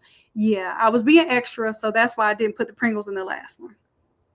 But I got you on this one. And so, Latrina, what I want you to do is I want you to sell on Etsy, but I want you to sell on Etsy as a lead magnet. So we'll talk about that during the challenge, and what things that you're going to be using Etsy to just get people's attention. Because what happens is you have a fire design on here, it's going to get people's attention. You sell a PNG that's pre-made for one price, but a PNG that you are going to, flip the design for them, that's a different price. Okay. And I want you all to do that, because people don't know, but they don't want to just be buying these files. They want files flipped for them. They want to be able to send it to you because you know how to flip it in 5 minutes. They don't. It's going to take them 2 hours to watch the tutorial and flip the template, which they can do. And you will be able to use my template videos, so you don't have to record a whole nother template video how it works. I'm telling y'all, I've thought this thing out. I'm really excited. I can't wait to talk to y'all about this during the challenge. But I am so sleepy right now, y'all. So what I'm gonna do, I'm gonna clean up this file. I'm gonna finish cleaning up this file. So for Craft to Quit, and those who purchased the 327, even if I upload the 327 that I did for tonight, I may end up cleaning it up tomorrow or even Sunday when I have a different frame of mind. So if I do end up replacing it, you'll just see like 327 2.0 or version 2. Version 1 or whatever. So right now, tonight, I'm going to go ahead and upload the 327 master file that I did for tonight. And on the freebie file side, you all will see the PNGs, the printables, and then the elements. I'm going to give y'all the elements so that you can design things with the AI characters and design things, with the elements that I've already provided to you. All right. So that's it, loves. We had a good time tonight. I don't know. Maybe we'll do this again. Maybe you'll join me for the challenge where we'll spend 8 hours together this upcoming week and get some work done. Let's see. But I truly do love you all, and I appreciate you dearly. And until next time, Bye. Good night, y'all. Okay, I see party hat. All right, I got you. Party hat and Pringles. Got it. Love y'all. Bye.